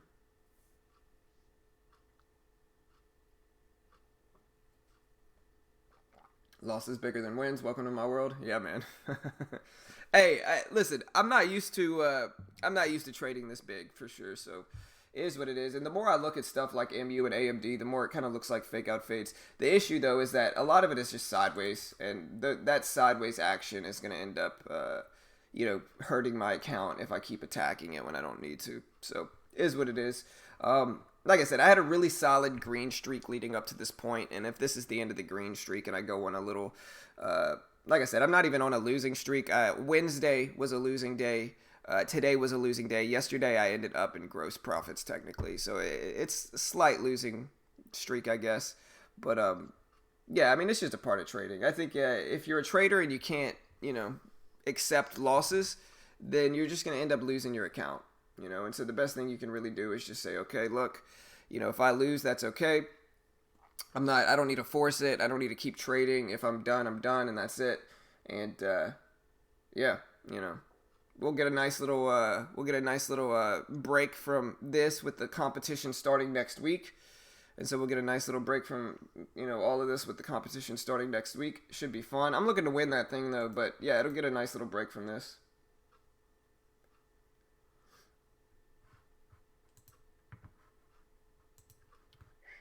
All right, man, I'm like see-through today in here.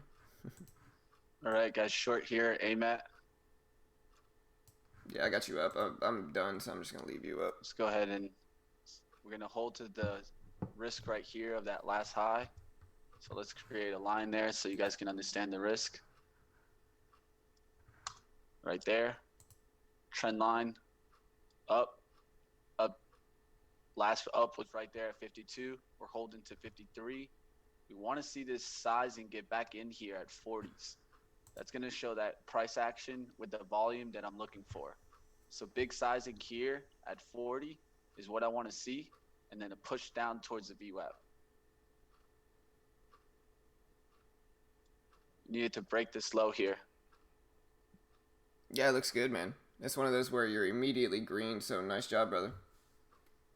Well, I was just waiting for it to bounce here after that rejection. It was bouncing, trying to get up there. I tried to get as close to 50 as I could, was able to get back in at 43s. Yes, I will be streaming during the World Series of Day Trading.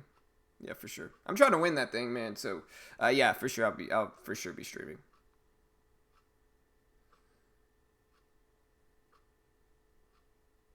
If you're a boxer that doesn't like getting punched, you aren't gonna make it very far. Yeah, for sure, man. 100%. I don't think you need to like getting punched. I just think you need to be as indifferent as you can towards getting punched, right? Like that's what, and I think I've gotten a lot better about it. Like, listen, if I think I used to just be really kind of distraught after losing days, and at this point, it's just kind of like, look, you know, I've actually pulled this account into the profits.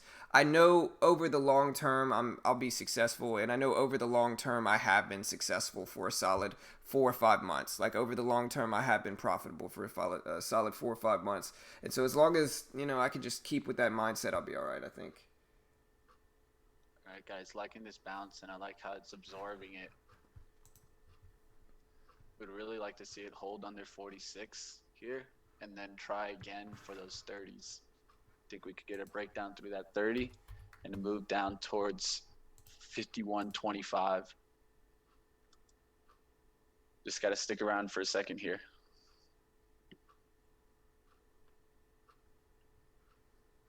Let's do this.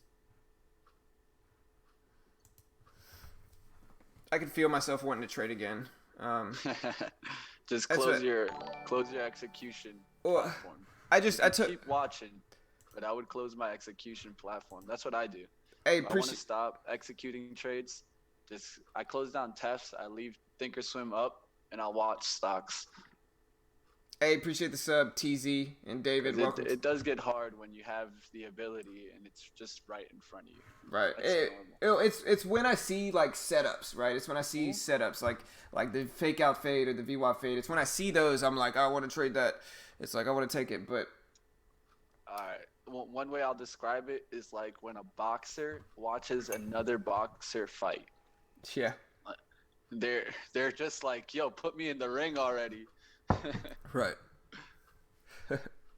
I saw that move right there. I would have hit him. I would have knocked him out there. You know, if that was me. That's how it happens. Yeah. I mean, you're seeing the moves. Right. It's not incorrect in seeing the moves. It's just we've made already decisions. Right. And that's the hard part of really trading too. And I struggle with it sometimes also. Is just trying to stick to our own decisions, because at the end of the day, right. I mean, you got to trade your way. Right. It has to be your way. You can't copy. It's not going to be your way. Yeah, it's not going to be your way. You're not going to be consistent to yourself. Right. I think what's happening here, guys, is remember how I talked about a little bit earlier? I said the SPY needed to break that 301.44s and hold, and we're really not getting that crackdown. It keeps coming down to that level and holding. And so with that, all the other stocks are holding too. So I think we need to see the SPY really break down to the 301.25, and that will really give us that kind of pressure down here to get this trade in. Not a lot of live traders have your consistency. That's why I keep coming back. Consistency is key. Yes, sir. And that's what it's all about. Like I said, I think individual people might join this stream when they've never watched it before and see me lose and be like, oh, he sucks. You know, but the reality is like I stream every day, and a large majority of the time I'm profitable. Like if you go back and watch the stream for the last 3-4 weeks, you'll see, go click at the end of the stream for the last 3 or 4 weeks. You'll see I'm green a large majority of the time. And that's what I'm saying. Like I can't be so greedy to where it's like, I accept a winning day, and I'm fine with a winning day, but every time I have a losing day, I just can't take it, and I just throw a fit about it. Like, that's not what I want to be. You know, that's not the goal as a trader. The goal as a trader is to be indifferent towards whether I'm successful on any specific day or whether I lose on any specific day. I should be indifferent towards that, because I know over the long run, I make money. And, like, that's what trading is. It's just being able to have that indifference towards losses. All right, guys, we might get tested right here, guys. I have to close if we see anything closing up there above 53s.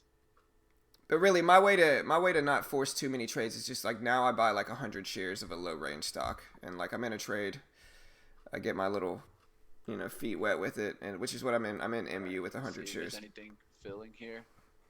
Yep. Squeezing up through. See that squeeze there?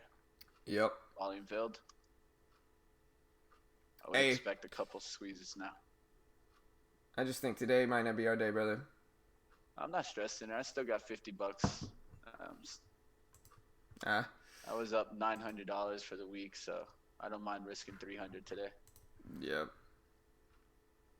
That's why I extended my win, my $700 win. Yeah, man. Mitch had like a huge win. Wednesday? Yeah, it was $500 in that one trade, but it was actually multiple trades that got me to 700. I was down actually close to 300, made back to 200, a $500 trade, and then made another $500 trade on top of that. Yep. And so with that, it gives me the ability to go ahead and have no problem. If I hit my max loss today, I hit my max loss. But I'm going to give myself a shot. I have no problem with it.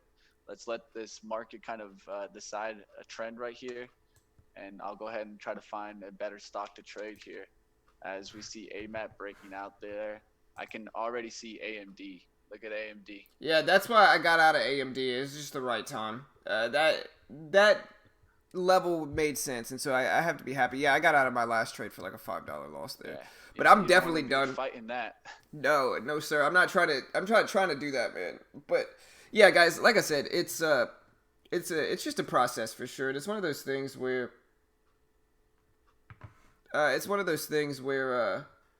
you just got to take it slow, and you can't force stuff. Like if you force stuff, you're just gonna end up destroying your account, right? And so one of the best skills you can have as a trader is being able to accept a losing day, right? And we actually have a really good class on it. It's called How Accounts Are Lost, right? And the class basically talks about the process and why new traders fail, right? Like why new traders end up losing, right? Why new traders end up losing their accounts specifically. And it most of the time is from like, you guys tell me if you've ever heard this. Let me fix the weirdness with my green screen here. Tell me if you guys have never experienced this, right? So you start trading, right, as a new trader, and you get super excited about a market day, right? You get really excited. You're like, yeah, I'm gonna kill it. I'm gonna make some money today. We're gonna do this, right? And then you take a loss, right? After all the excitement of that day, it's just kind of a huge buzzkill, a huge adrenaline dump. You're just like, I lost, right?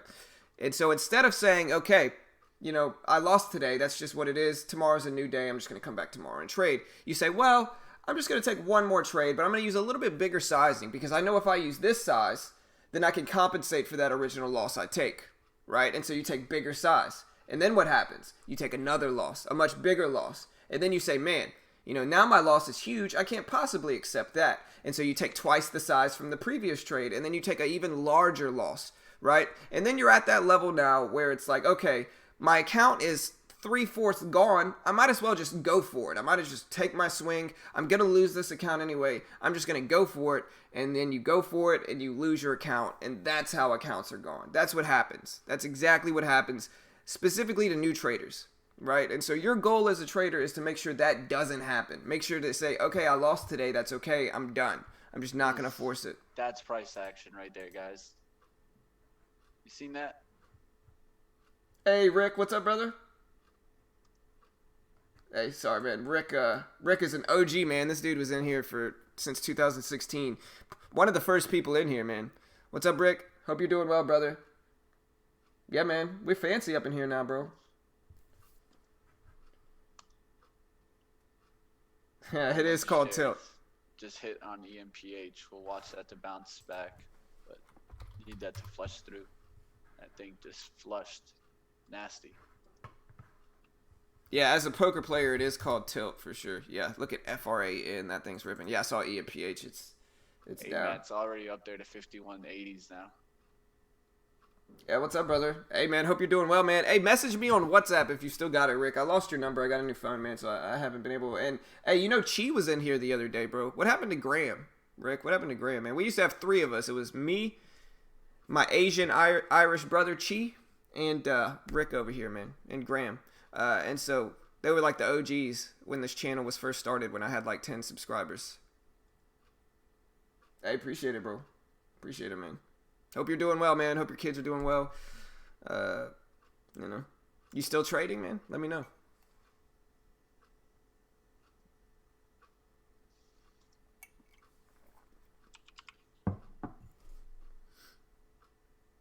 But yeah, the goal for next week is to hold my winners a little bit longer. Be able to, you know, have the patience to hold them. All right, John. Well, I got one that you can talk about. You can talk about Fran and what we call a VWAP bounce play. Yeah, right here. Yeah, this was a really nice one. So VWAP bounce is basically the opposite of a fade, right? It pushes up, pulls back to the VWAP. That's where you're going to enter it, very similar to a fade here. And then you're going to cover around the previous high of the day here at 1550. And give yourself a pretty tight risk level. And now all of this is hindsight, but it's basically you're looking for an upward move, a pullback to the VWAP where you're going to enter your long position, and then you're going to set your reward target at the previous high of the day, in this case right here at 1550. And then you can give yourself a pretty tight risk of, a lot of the times I'll use like the previous flag here, the previous high of the day probably is more beneficial. And then that way you have a really tight risk level, a big reward level. So like, look, this is your risk in the trade, and then this is your reward. And so your reward is substantially larger than your risk, and that's what you want to do in each trade you get into. Only trade options now. Hey, nice, man.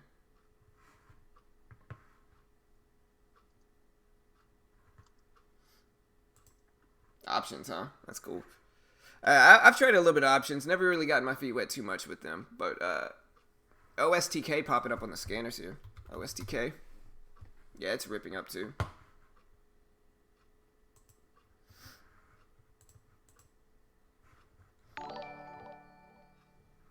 Hey, appreciate the sub. Wilson Garcia Romero. Thanks, brother. Appreciate the sub, man. Welcome to the team, bro. Welcome, brother. Yeah, guys, remember to hit that subscribe button. We do this live every single weekday, regardless of whether we win or lose. You know, sometimes we're going to have losing weeks. Sometimes we're going to have losing days, and that's just a part of trading. But the point is that we're honest and transparent about it. You can watch us day trade live every single weekday. If you want to help support us, you can click the like button. You can click the subscribe button. If you click the bell next to the sub button, you're going to get an alert every single time we go live. And so if you want to catch our stream again, like I said, we're live every weekday. Hit the subscribe button now. Click the bell. Hit the like button.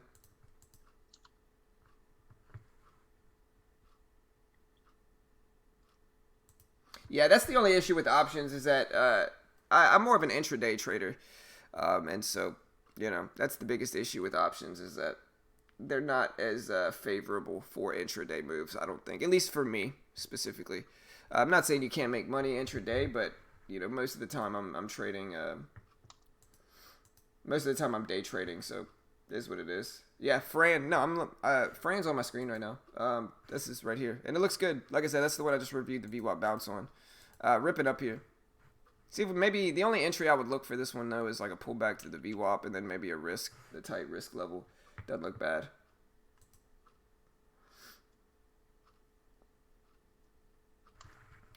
But yeah, if you guys want to help support our channel and use the same platform and broker as Mitch and I'll post this link here as well. It's a huge way for new traders to get started day trading for cheap. You know, one of the biggest issues new traders face is, number one, they can't short stocks, and number two, they're restricted by the PDT rule. With the intro package on TradeNet, you get 14,000 in buying power to trade with. You can actually short anything that's tradable, so you can short stocks, and then there's no PDT rule, so you can day trade as much as you want. And it operates like a prop firm. There's a 70-30 split, so you keep 70% of your profits and they keep 30% only of your profits. And commissions are also pretty cheap as well. Like, I think if you use less than 300 shares, shares. Your commission is less than $5 for a round trip most of the time, I believe. And so pretty cheap commissions. It also comes with a demo account to trade with for a few weeks to learn their platform, a trading course, and access to their chat room as well. And so I think that bundle makes a ton of sense for new traders. I respect Mir because the dude live streams every day. And, you guys know how I feel about that. I'm just one of those people that I think that the trading world is full of nonsense, and that I respect Mir for live streaming every day. I think it's really hard to do that as a brand, and like I said, that's why we do it here, and I respect him for doing it as well. So if you want to check out that, and if you want to use the same platform as us, I'll post this link here. There's the link. You get a huge discount with that.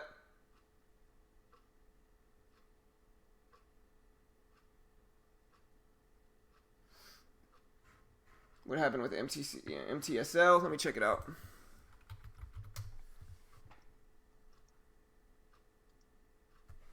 MTSL just filled that entire gap, man. It ended up squeezing up at the open, but it just filled the gap. This is what you see a ton with these caps, with these small cap stocks too, is a large majority of the time these stocks are going to fail, and they're going to fail big. Most of the time they're not going to hold their gains at all. But yeah, if you want a review of TradeNet, we actually have a website here, and after you watch the review, we've got a lot of other great free content on our website as well. We have broker reviews, we have day trading courses for free. We don't charge anything. We have strategy breakdowns on our website. Like I said, it's all free. All of it is free. We don't charge for any of it. And yeah, if you want to check this out, here's the breakdown of TEFs. There's the link.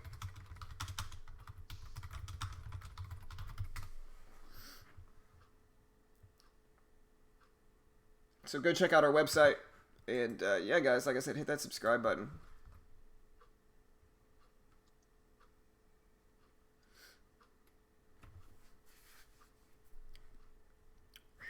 Whoa.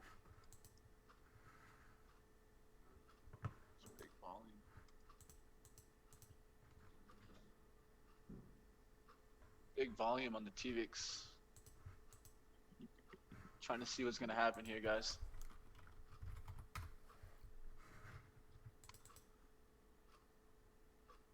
Yeah, Rick, I actually went to that old Chatsy chat the other day, and it still gets a ton of people in there, mostly because the video that I included the link on went viral and has like 10 to 15,000 views, and so people are still joining that Chatsy chat room. People are still joining it and saying, "Hey, where's the day trading chat?" So yeah, it's actually funny. I actually went there 2 days ago and saw like a bunch of people are still joining. We got like 20 or 30 people that join every single month for that old chat room that I created 4 years ago. All right, Rick, have a good day, brother. Hey, thanks, man. Yeah, hey, Rick, email me at beginnertrading@gmail.com. Beginnertrading@gmail.com. Email me, brother. Let's catch up, man. Hope you're doing well, bro.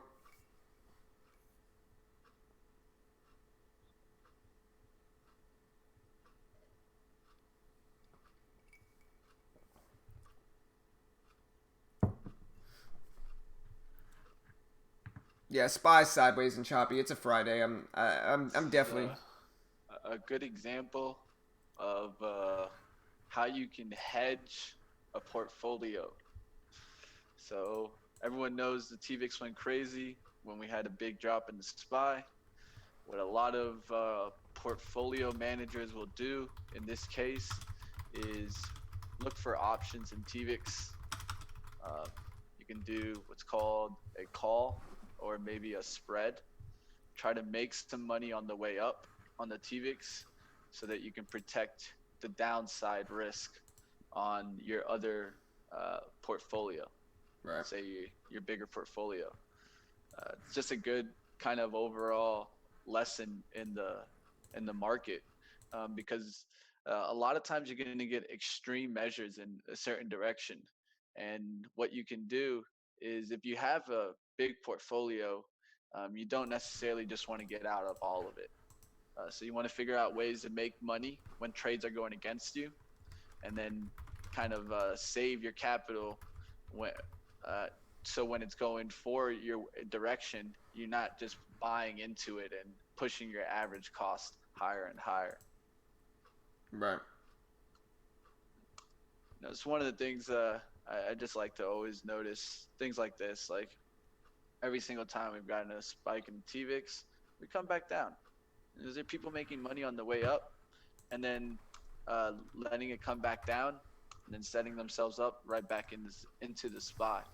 Right. I mean, that's what the SPY is going from the highs to the lows, back down to back up to the highs, and so the SPY is just sideways. So I think the TVIX actually, like you said, I think the TVIX faded really nicely there and has picked a trend because it's a 3 times leveraged ETF. But yeah, it didn't. It looked good for a fade right there too. Yeah, I mean, when you look at it overall, it hasn't looked back since, let's say, October 28th. Right. That last pop up here to 2157, that was Hey. the breakout pop that was supposed to get back above here, but couldn't make it. Once it can't make it, usually heads to the support. It tested the support here, bounced up one last time, trying to get back up to the highs again. Can't make it. Going to test the support again, and then finally we got the breakdown through this day. It gapped down on September 5th, and we haven't even made a move back up to the resistance. So, And hey guys, let's do a giveaway really quick. So we got these mugs so you guys can see it. You can't really see the mug. It's a beginner trading VWAP fade mug. Here, let me fix this so you can probably see it a little bit better if I hit this filter so you can see. It's a VWAP fade. Dope green inside mug, trader mug. We give them away for free. So we could do a giveaway really quick. So y'all want to do a giveaway? I'll go ahead and post the rules here. I had a feeling MaxR was going to spike. All right, so here's the giveaway rules. I'll post these in the chat. There's the rules if you want to know them. I'll go ahead and read these rules off real quick so you guys can understand the rules. The first rule is that winners will be selected by being the first to type a specific letter, word, number, or phrase. We do not guarantee delivery or a warranty of any kind because we can ship them, but we can't guarantee they're actually going to make it to you.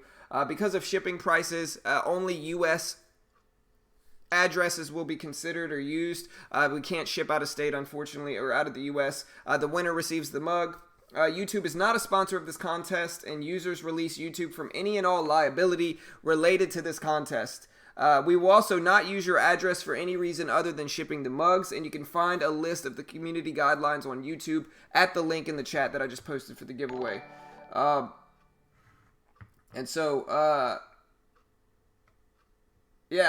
right, yeah, y'all saw the invisible mug, right? Alright, but yeah, these are the mugs. They're pretty dope. VWAP fade mugs. They've got our favorite strategy on them. Dope green insides. Pretty dope. I like them. And so, yeah, so like I said, I'm going to say a word, letter, or phrase, and the first person on my end to type that word, letter, or phrase wins the mug, right? And so, you guys ready? Let's ready up real quick. Yeah, we could ship to Alaska, Hawaii. Just no, nobody outside the U.S., unfortunately. All right, thinking about getting along here in MIK.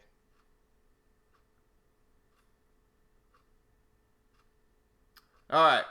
And so, the secret word here, or the word to type is going to be beginner trading. That's the word to type. Beginner trading. First person to type that wins a mug. On my end. First person that I see on my end wins the mug. Beginner trading is the word or phrase. Boom, baby. Boom. Yep. Let me get this snipping tool ready so you guys can see. So I can prove.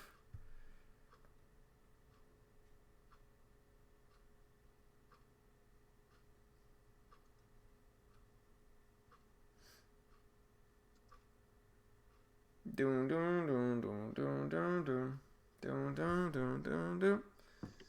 All right, we got Meester Howard winning here. We got John Brad. We got John Brad trying to find a loophole there. It doesn't work, brother. All right. And so, like I said, you want to be in more competitions, guys, hit the subscribe button. You want to be in more giveaways, click the subscribe button right now. We do this live every single day. We give away mugs all the time, you know. We are the coffee mug Santa Claus over here. So if you appreciate that content, this content, hit the subscribe button. We got Meester Howard winning the mug. We got Mr. Howard winning the mug, and I'll show you guys just so you guys can know. He was the first guy to say it. You can see him right there saying it. Congrats, Meester. You won, Mo. You won, bro.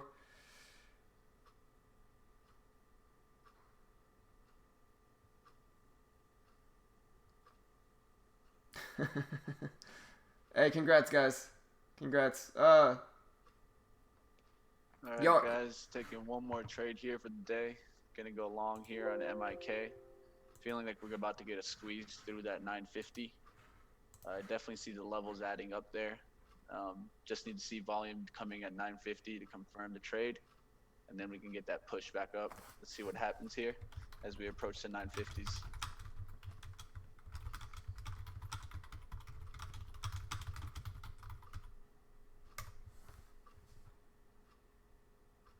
I got you, Mario. Send me your address, man. Now I feel bad, bro. I know I might have said it on your end, and the reason I feel bad is because you got really excited, and so I got you, bro. So Meester and Mario, just send me your address. You can send it to me on Gmail, which is at beginnertrading@gmail.com. Let me see. Or at beginnertrading@gmail.com.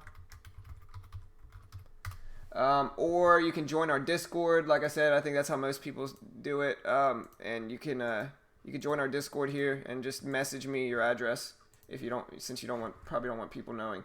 You can join our Discord, or you can join our Twitter. It's at Beginner Trades. Our Twitter handle is at Beginner Trades. And everybody, do me a favor and go follow me on Twitter. You know, I need some more Twitter followers. My Twitter's kind of lonely over here. It's the neglected social media. So go follow me on Twitter. There's the link. Follow us. Twitter.com/beginnertrades. Twit. But yeah, I got you. Hey, and like I said, y'all want another chance at winning a mug? If y'all want another shot at winning a mug, we do these giveaways at least once a week for these mugs. I got like 1 million of these things. And so if you want another shot at winning a mug, hit the subscribe button. We do this all the time. Hit the subscribe button. Click the bell to turn on notifications.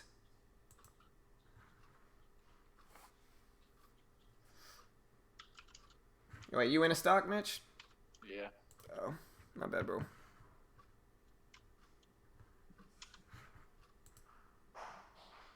Just trying to see if this is going to pick up some volume here and start ripping here.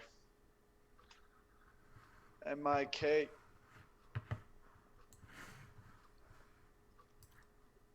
Got a little volume to come in there. 3,700 shares at 949. That's going to help. We need some shares to come in here. 50s, start pushing it up there, getting it up to the 63.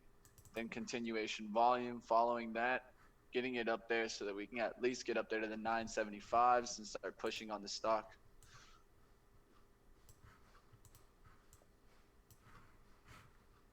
This is one thing I am proud of. Not scared of taking longs after shorts. Sometimes it's not going to go your right way. Sometimes I'll be wrong on the long side. Sometimes I'll be wrong on the short side in the same day. But I'm gonna go ahead and stick to the strategy here. This thing has held multiple times here at this 38. Tried to break down here. Tried to break down here. Tried to break down again here at 38. That's when I really wanted to start getting long in this. When I saw this attempted breakdown at 938. Once I seen that, I'm looking for volume confirmation to get into the stock. Got a bullish candle here with a nice inverse hammer here. Took the trade there.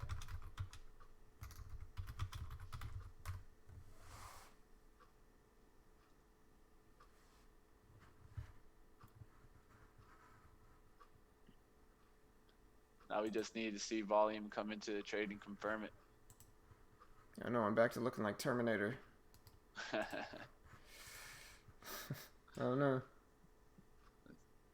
There we go. Let's see if the long works out today, John. Yeah, man. When the shorts don't working. Hey, you gotta do what you gotta do, bro. You either gotta call it quits or you gotta know another strategy. Right. So, you know, what we always recommend if you're a beginner trader, it's probably gonna be best to call it quits at that point. Yep. But I got a little bit more experience. I've traded longs and shorts. I can look for other patterns. One pattern's not working. I'm not going to go ahead and beat the dying horse here. You know, if we're not going to keep going, if we're not in the kind of where we're seeing everything right, sometimes you just got to call it quits. Yep. It is what it is, man. You know, losing days, weeks, months are probably going to happen as a trader. If you refuse to let them, then you will in turn destroy your account most of the time. Yep. See if we get this pop here. Can get to the 63s. See some volume come in as it approaches that 63 will give me that confirmation that it's okay to hold and look for a push. Yeah, looking solid for you.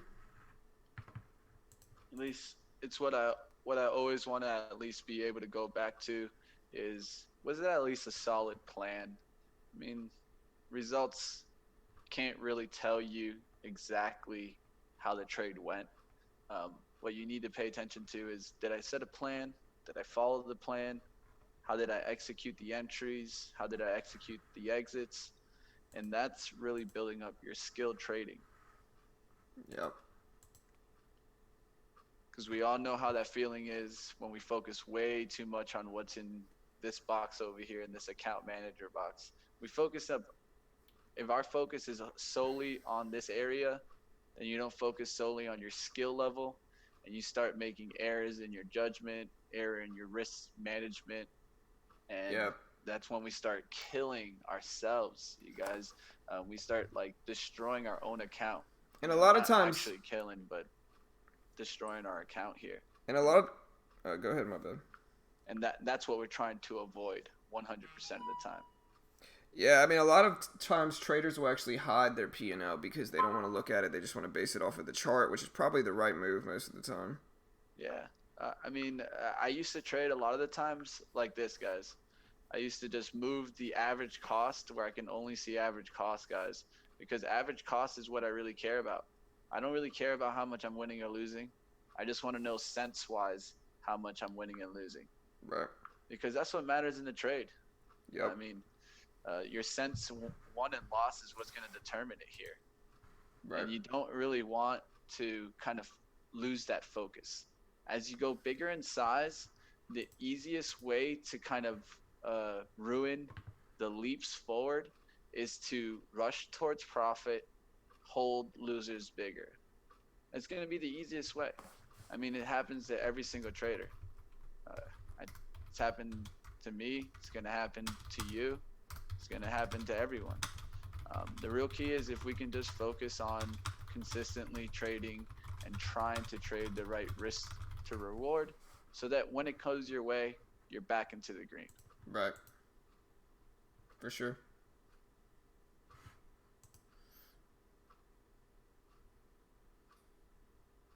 Gregory, Yeah. Hey, Gregory, that's what I'm doing right now, man. Point. That's, I mean, that's a good point to bring up. You know, one of the things that I can say is, you know, when I haven't opened an account that big, so personally, I can't really say that I know exactly how you feel. But what I can say is that when you got that account, I'm sure that took a lot of the capital that you had at that moment to open that account. And so that might be the pressure that you're putting yourself on. A little bit too much pressure in that area where you think, man, you know, if I lose this account, when can I get another account this big? So one of the key things is just try to focus on being happy if you executed the strategy correctly. right. If you can do that, then you'll start noticing your focus is slightly changing from the realized and unrealized and changing towards the execution side of the trade, which is where you want to be. Right. Yeah, I mean, it's kind of the same thing I'm running into with me scaling up in size. Like, last week on Monday, I scaled up to 1,000 shares per trade, anywhere between 500 and 1,000 shares per trade. And since then, I've been cutting my losses way too soon, or I've been cutting my winners way too soon. I've been, in turn, holding my losses longer, and so my wins have been larger than my losses. And up to that point, I was very profitable. Like I said, I was down in this account, and I turned it into the profit. And it's just part of the process of scaling up, right? You're going to be a little bit more emotional as you scale up, and that's okay. You just got to get used to the bigger sizing. That bigger sizing is going to take some time to get used to. And during that transitional period, you're most likely going to trade a little bit worse, and that's okay, because that's part of the process of trading in general. All right, guys, we got 5,300 shares to go through there at 61. Looking to see if this is going to break out through the 62 so that I can sell 400 shares here. If not, I'm okay with selling it at 61, but I'm letting the momentum try to push it through. And then I'll sell a little bit more. Yeah, I have two 27-inch monitors and then a 34-inch ultra-wide in the middle. Mitch has actually got a cooler setup than me. But like I said, if you follow me on Twitter, you can see my setup. Like, my background picture on Twitter is my trading setup. So there it is right there if you want to see it. If you want to see what my setup actually looks like.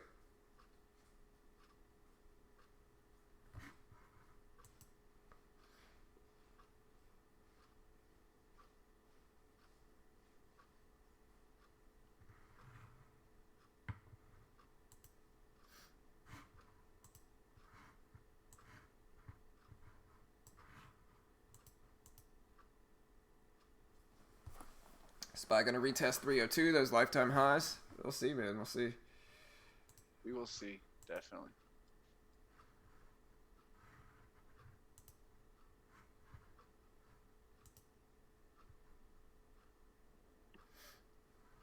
Saw the volume kind of die out there. We want to see volume pick back up towards the 61s.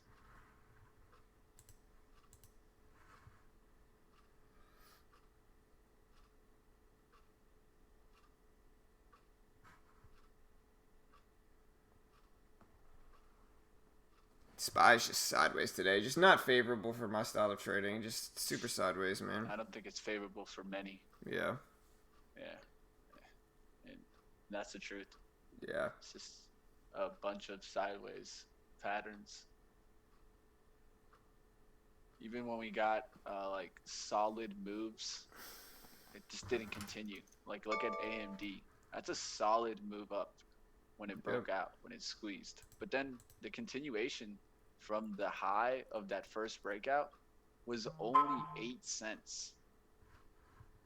That's the kind of stock that can really explain today. It went bearish, then went bullish, then looks like it's about to go bearish again. Yep. And that's why we like to see what we call continuation in your trades and kind of the patterns around you. If you're not seeing continuation, that's called chop. Choppy chop. And, it's all good to kind of get choppy chops at, let's say, Pollo Tropical, but not good when we're trading it. Yep.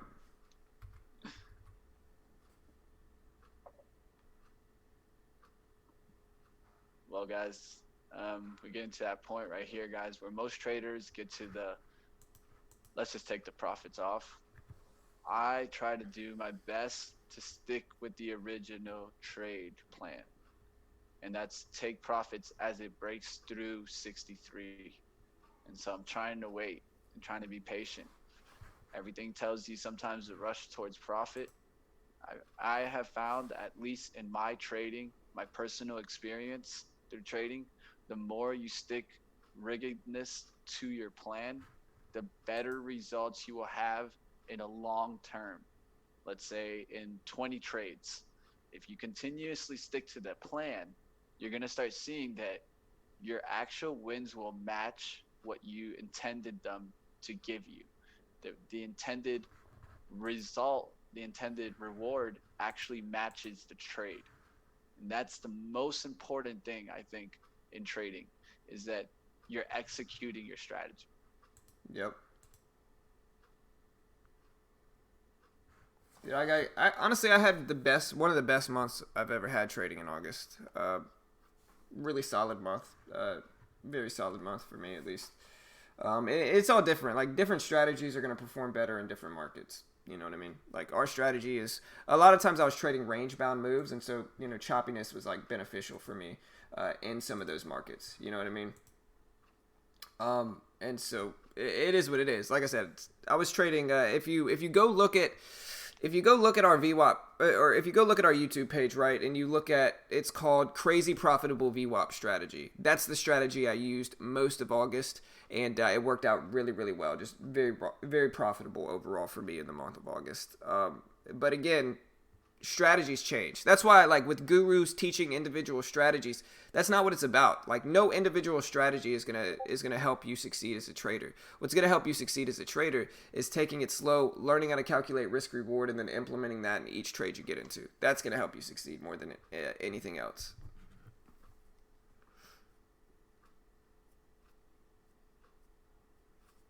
All right, guys, really want to see 50s hold if we get to the VWAP. We want to see that 50 hold and then turn back around towards the 60.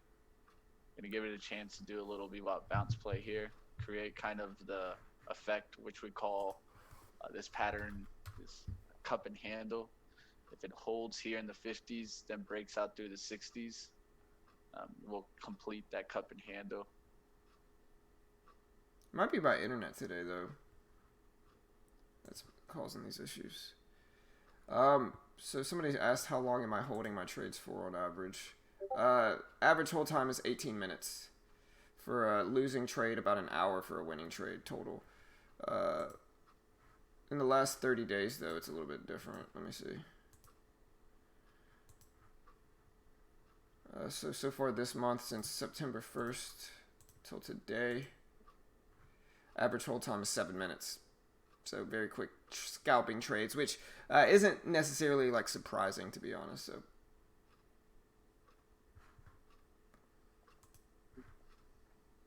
let me upload my trades from yesterday. When was the last time I uploaded to TraderView?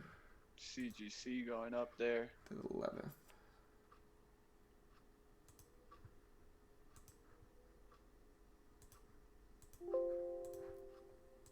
One that I'm kind of interested in taking a stab at.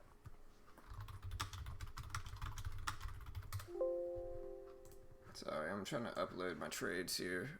You can see import, and this is, I have it set. Let's see. EMPH looks interesting, but too much invested here. Yeah, I mean, this is my profit and loss graph so far this month. So up about 324 this month, so small. But yeah, you can see I've only, up until today, I only had 2 losses out of 1, 2, 3, 4, 5, 6, 7, 8 days. I lost twice. Like you would say, man, small potatoes, man. Right. No, I'm okay. You know, like I'm just reviewing my stats, so no stress either way. Just small potatoes. No filet mignon. It's all good. We'll get it next week. Yep. Without a doubt. I like to eat that filet mignon. So I'll keep going at it. That's right, man. Sometimes that's what you got to do. Yeah.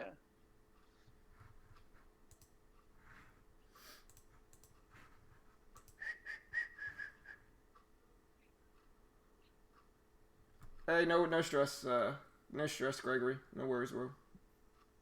Yeah, I mean, like I said, we live stream every day, right? So we day trade live on stream every day. So it's like, can't fake it if we wanted to. You know what I mean? Like, you're gonna see our trades if we do bad. You know, you're gonna see our trades if we do good, and that's just part of it. And so, like I said, we've been day trading live every day. So, you know, you can go back and watch the stream. Sometimes they're fast trades. Sometimes they're slow trades. Right. This one's being a little slower. Right. But hey, that's part of it. One of the cute things that I like for you guys to see also is we try to stick to our plan. You'll see us get out at where we said. You see us try to take profit where we said. Not be greedy on both sides. Hey, appreciate everybody following me on Twitter. Thanks, guys.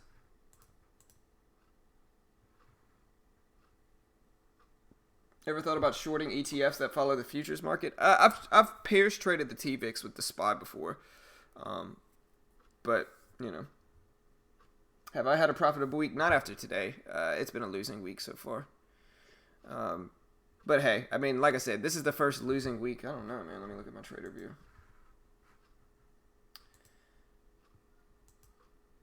Let me clear this.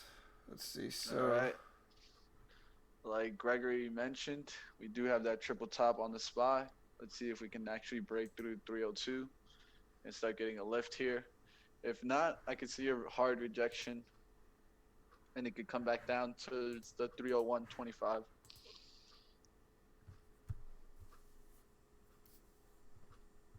yeah, it's the first losing week I've had in a solid month, I think. I don't know. I have to go back and check. I don't know when the last losing week is. I know the last 2 weeks before this were profitable, though. And losing weeks are going to happen. You know, it was kind of a break-even week up until today, and then today just didn't go my way, which is typical Friday, I guess. How long have you guys been trading? I'm curious to hear you guys' journey. What did you start with? I started trading on SureTrader when I was fresh and green as a trader. I started trading on SureTrader about 2 years ago. And SureTrader life. yeah, man, lost a ton of money, and the commissions and not only that, but the commissions and the fees on SureTrader just ate me up. Oh, yeah, they kill you. Yeah, and so I ended up losing probably a few thousand within the first few months of my trading. I ended up probably lost $5,000 or so overall. And then I ended up taking like a solid break of like 8 months and then coming back to trading a little bit later and being a little bit better with it, but it still took me up until really, like, I've been profitable in gross profits up for about the past year. I've been up in gross profits. But I've been trading with, 100 or 200 shares, and so my account's been kind of stagnant. And that's why I finally scaled up a little bit. And that's where you kind of see me now. But I'm only just now being actually profitable, so, it's a green screen. It's mostly TAR. It's mostly from, I think losing, sometimes I'm going to have losing weeks and there's not going to be any mistakes. It's just kind of, how it went. But this week I definitely had a few mistakes. Specifically, I'm cutting my winners too short because I scaled up in size, and then my losses, I'm letting them run a little bit too much. And so I'm keeping my losses larger than my wins this week. And like I said when I started to scale up, it's a process. I know I'm probably not going to trade great during the transitionary period of me scaling up, and that's okay, because the biggest thing I need to do is just get used to trading larger. And I think if I can do that, on average, for months now, I've been profitable. And so if I can just transition to using larger sizing, I think eventually, I'll start to turn the corner and be a little bit better trader. But still, if you look at my P&L the last 2 weeks, it's still, I'm still up. I'm still up the last 2 weeks. Kind of a boring day today. Yeah, man. What platform are you guys using? We're using Tefs. And so if you want to see the link for Tefs, here's the link. And I'll post this here. So yeah, if you want to use the same platform as us, they got a lot of favorable things about them.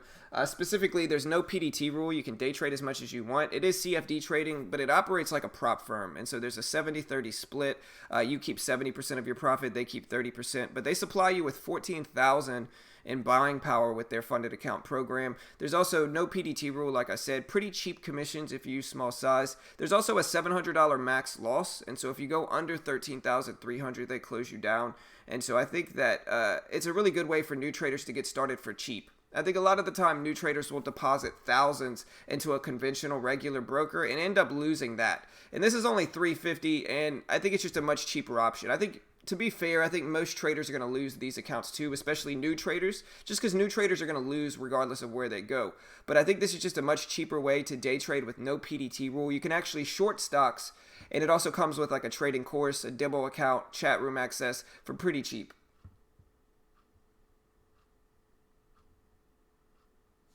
Right, exactly, Tar. For sure, man. Absolutely.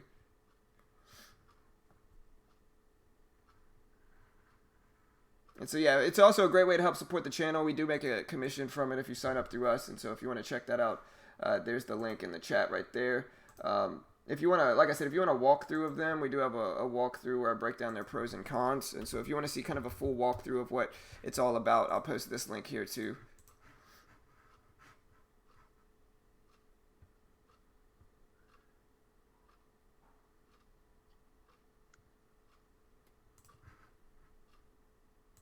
Got to be patient in these kinds of trades.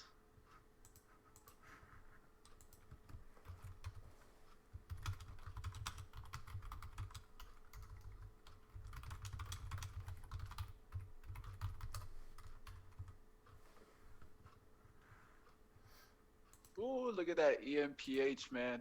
I wanted that one. Look at that VWAP reject. Ooh, yeah, that one was good too. Solid. I saw that crackdown when it happened, so I was like, if that thing gets back to VWAP, please let me know. I've been stuck in this one. I saw that thing jump up there to the 60s, almost the 60s, 58. Yeah, man, that one was pretty for sure.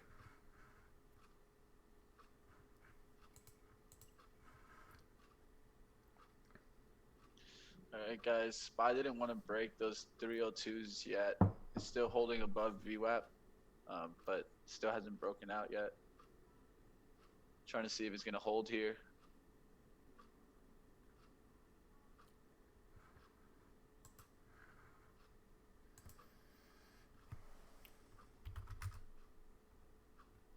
So the other one I was watching today was like MTR, MKR, MRK was what it was. Oh, and that one is right at the VWAP.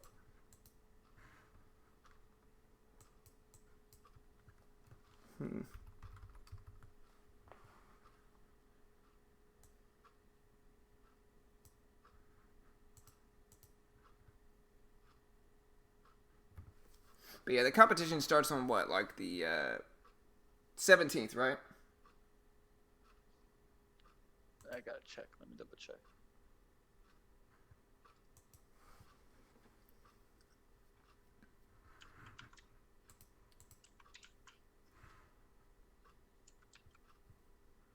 I don't know, David. You're gonna have to reach out to them and ask them, brother. What's up, Todd? Whenever someone questions if I can trade, I call out a few. Truth is, I'm great at finding them, but trading them correctly. Yeah, absolutely, man. The psychology is the hard part of trading. That's why I always try to tell people. Like, it doesn't matter how much you emulate real trading with paper, you're still probably going to lose when you transition to live money, just because it's completely different. The emotions are so much more different than everything else that, you know, a lot of the time they're just going to come back and get you, man, you know? Yep.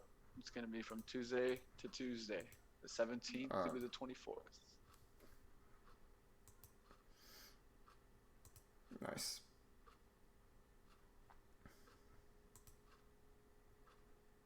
Most everybody should get their kind of accounts probably throughout this weekend, and latest I would say Monday.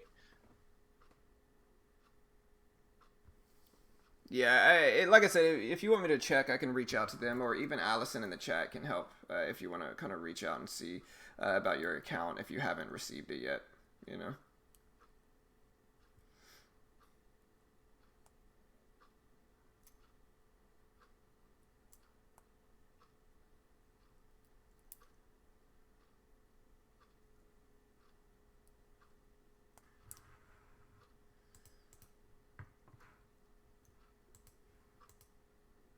Yeah, probably going to close the stream down pretty soon here. I'll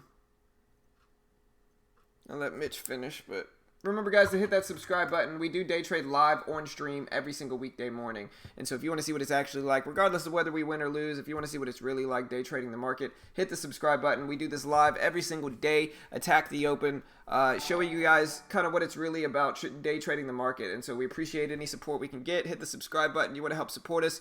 I know we got a ton of new subs today. We got Jeremy, appreciate the sub. Name, appreciate the sub. Garcia, Irvin, appreciate the sub, guys. Welcome to the team. Definitely appreciate the love and support, fellas.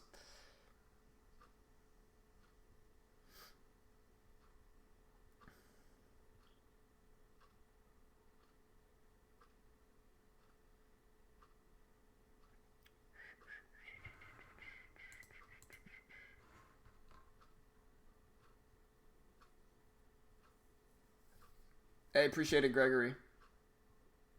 Yeah, today I was wrong a lot too, man. No, Eagles. No, I do not. 302 getting tested here for the SPY. I'm anti-politics, man. I'm completely anti-politics. I think I've talked about my political stance before, but I think the more wrapped up, the more radical you get on either side of the political spectrum, the less intelligent you most likely are. And so I try to avoid politics in general and just stay away from them. Don't like politics. I think it's just a big nonsense game that wraps in the gullible. And so, I follow the economy, and I look at the financial issues a lot of the time. But aside from that, I'm just out of it, man. I just don't care, to be honest. It's just all nonsense to me.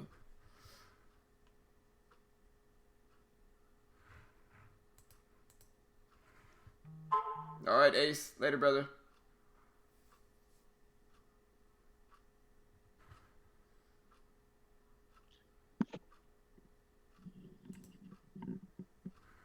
Alright, SPY above 302s now.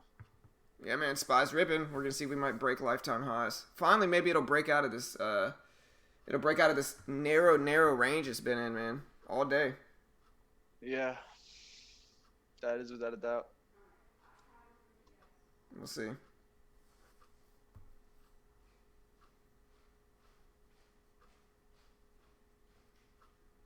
I agree, Todd. That's 100% the way you want to approach it. Are you okay with the cost of the trade to take the trade? Your risk is the cost. Already calculate that into your mindset. Tell yourself, hey, if I lost $100 on this opportunity, would I be okay with that? Right. It's all about accepting whatever loss you might take. Because if you're not okay with that loss, then please don't take that trade. Hold on. Yeah, we have to be okay with the losses that we can take. Because if not, you're trading with way too big of size, and you cause yourself a world of pain. And then after that world of pain, usually comes bad decisions, not good decisions.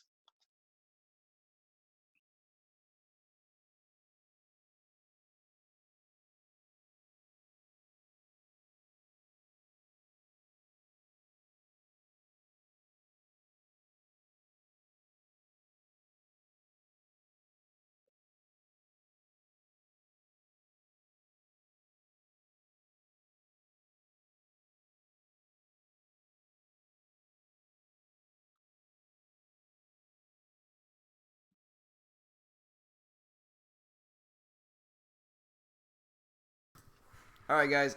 I gotta go. I gotta roll out. My wife is told me that we're about to go out to eat with her mom, and so I gotta close this down, guys.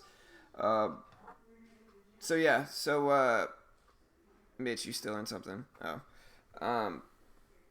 yeah. Don't stress it, brother. Just update us on that, Mitch. But yeah, I gotta close that down. All right, guys. Hey guys, if you guys can stick with us, if you guys stick with the Discord, I'll keep you guys up to date on the position. Right, yeah, here. If you want to use the same platform as us, I'll post this link here. There is the link if you want to use the same platform as us. Like I said, it's one of the cheaper ways that you can day trade with no PDT rule and actually be able to short stocks. Comes with a demo account, trading course, access to their chat room, and a lot of other cool stuff. So hit the subscribe button if you haven't already. If you want to use our platform, there's the link. Like I said, if you join our Discord, if you haven't signed up for the TradeNet competition and you still would like to sign up, I might be able to make something work here. And so if you want to be on our team for the TradeNet competition, if you want to sign up for it, the competition starts soon. Here's our Discord link. But yeah, like I said, if you missed sign up and you weren't able to register, registration ended yesterday. Like I said, I may be able to pull some strings and get you in. Just message me on Discord. If you want to check out Trade Ideas, which are the scanners that we're using every single day, I'll post this link. Best scanners in the game by far. Super customizable. Allow you to do a lot of different stuff. And so there's the Trade Ideas link if you want to check them out. Remember, guys, hit the subscribe button. We day trade live every day, and so we appreciate all your support. Click the bell. We go live every single weekday. The TradeNet competition starts next week, and I will be streaming it live. Let's win this thing, guys. Top 3 places in my team alone win packages. A lot of cool stuff, a lot of free packages going around, and so go check those out. Remember, click the like button to support us. Hit the subscribe button if you haven't already. And, yeah, good luck in the markets, guys. I'll see you all later. Join our Discord if you want to keep track of Mitch's trade. And, yeah, guys, I'll see you all a little bit later.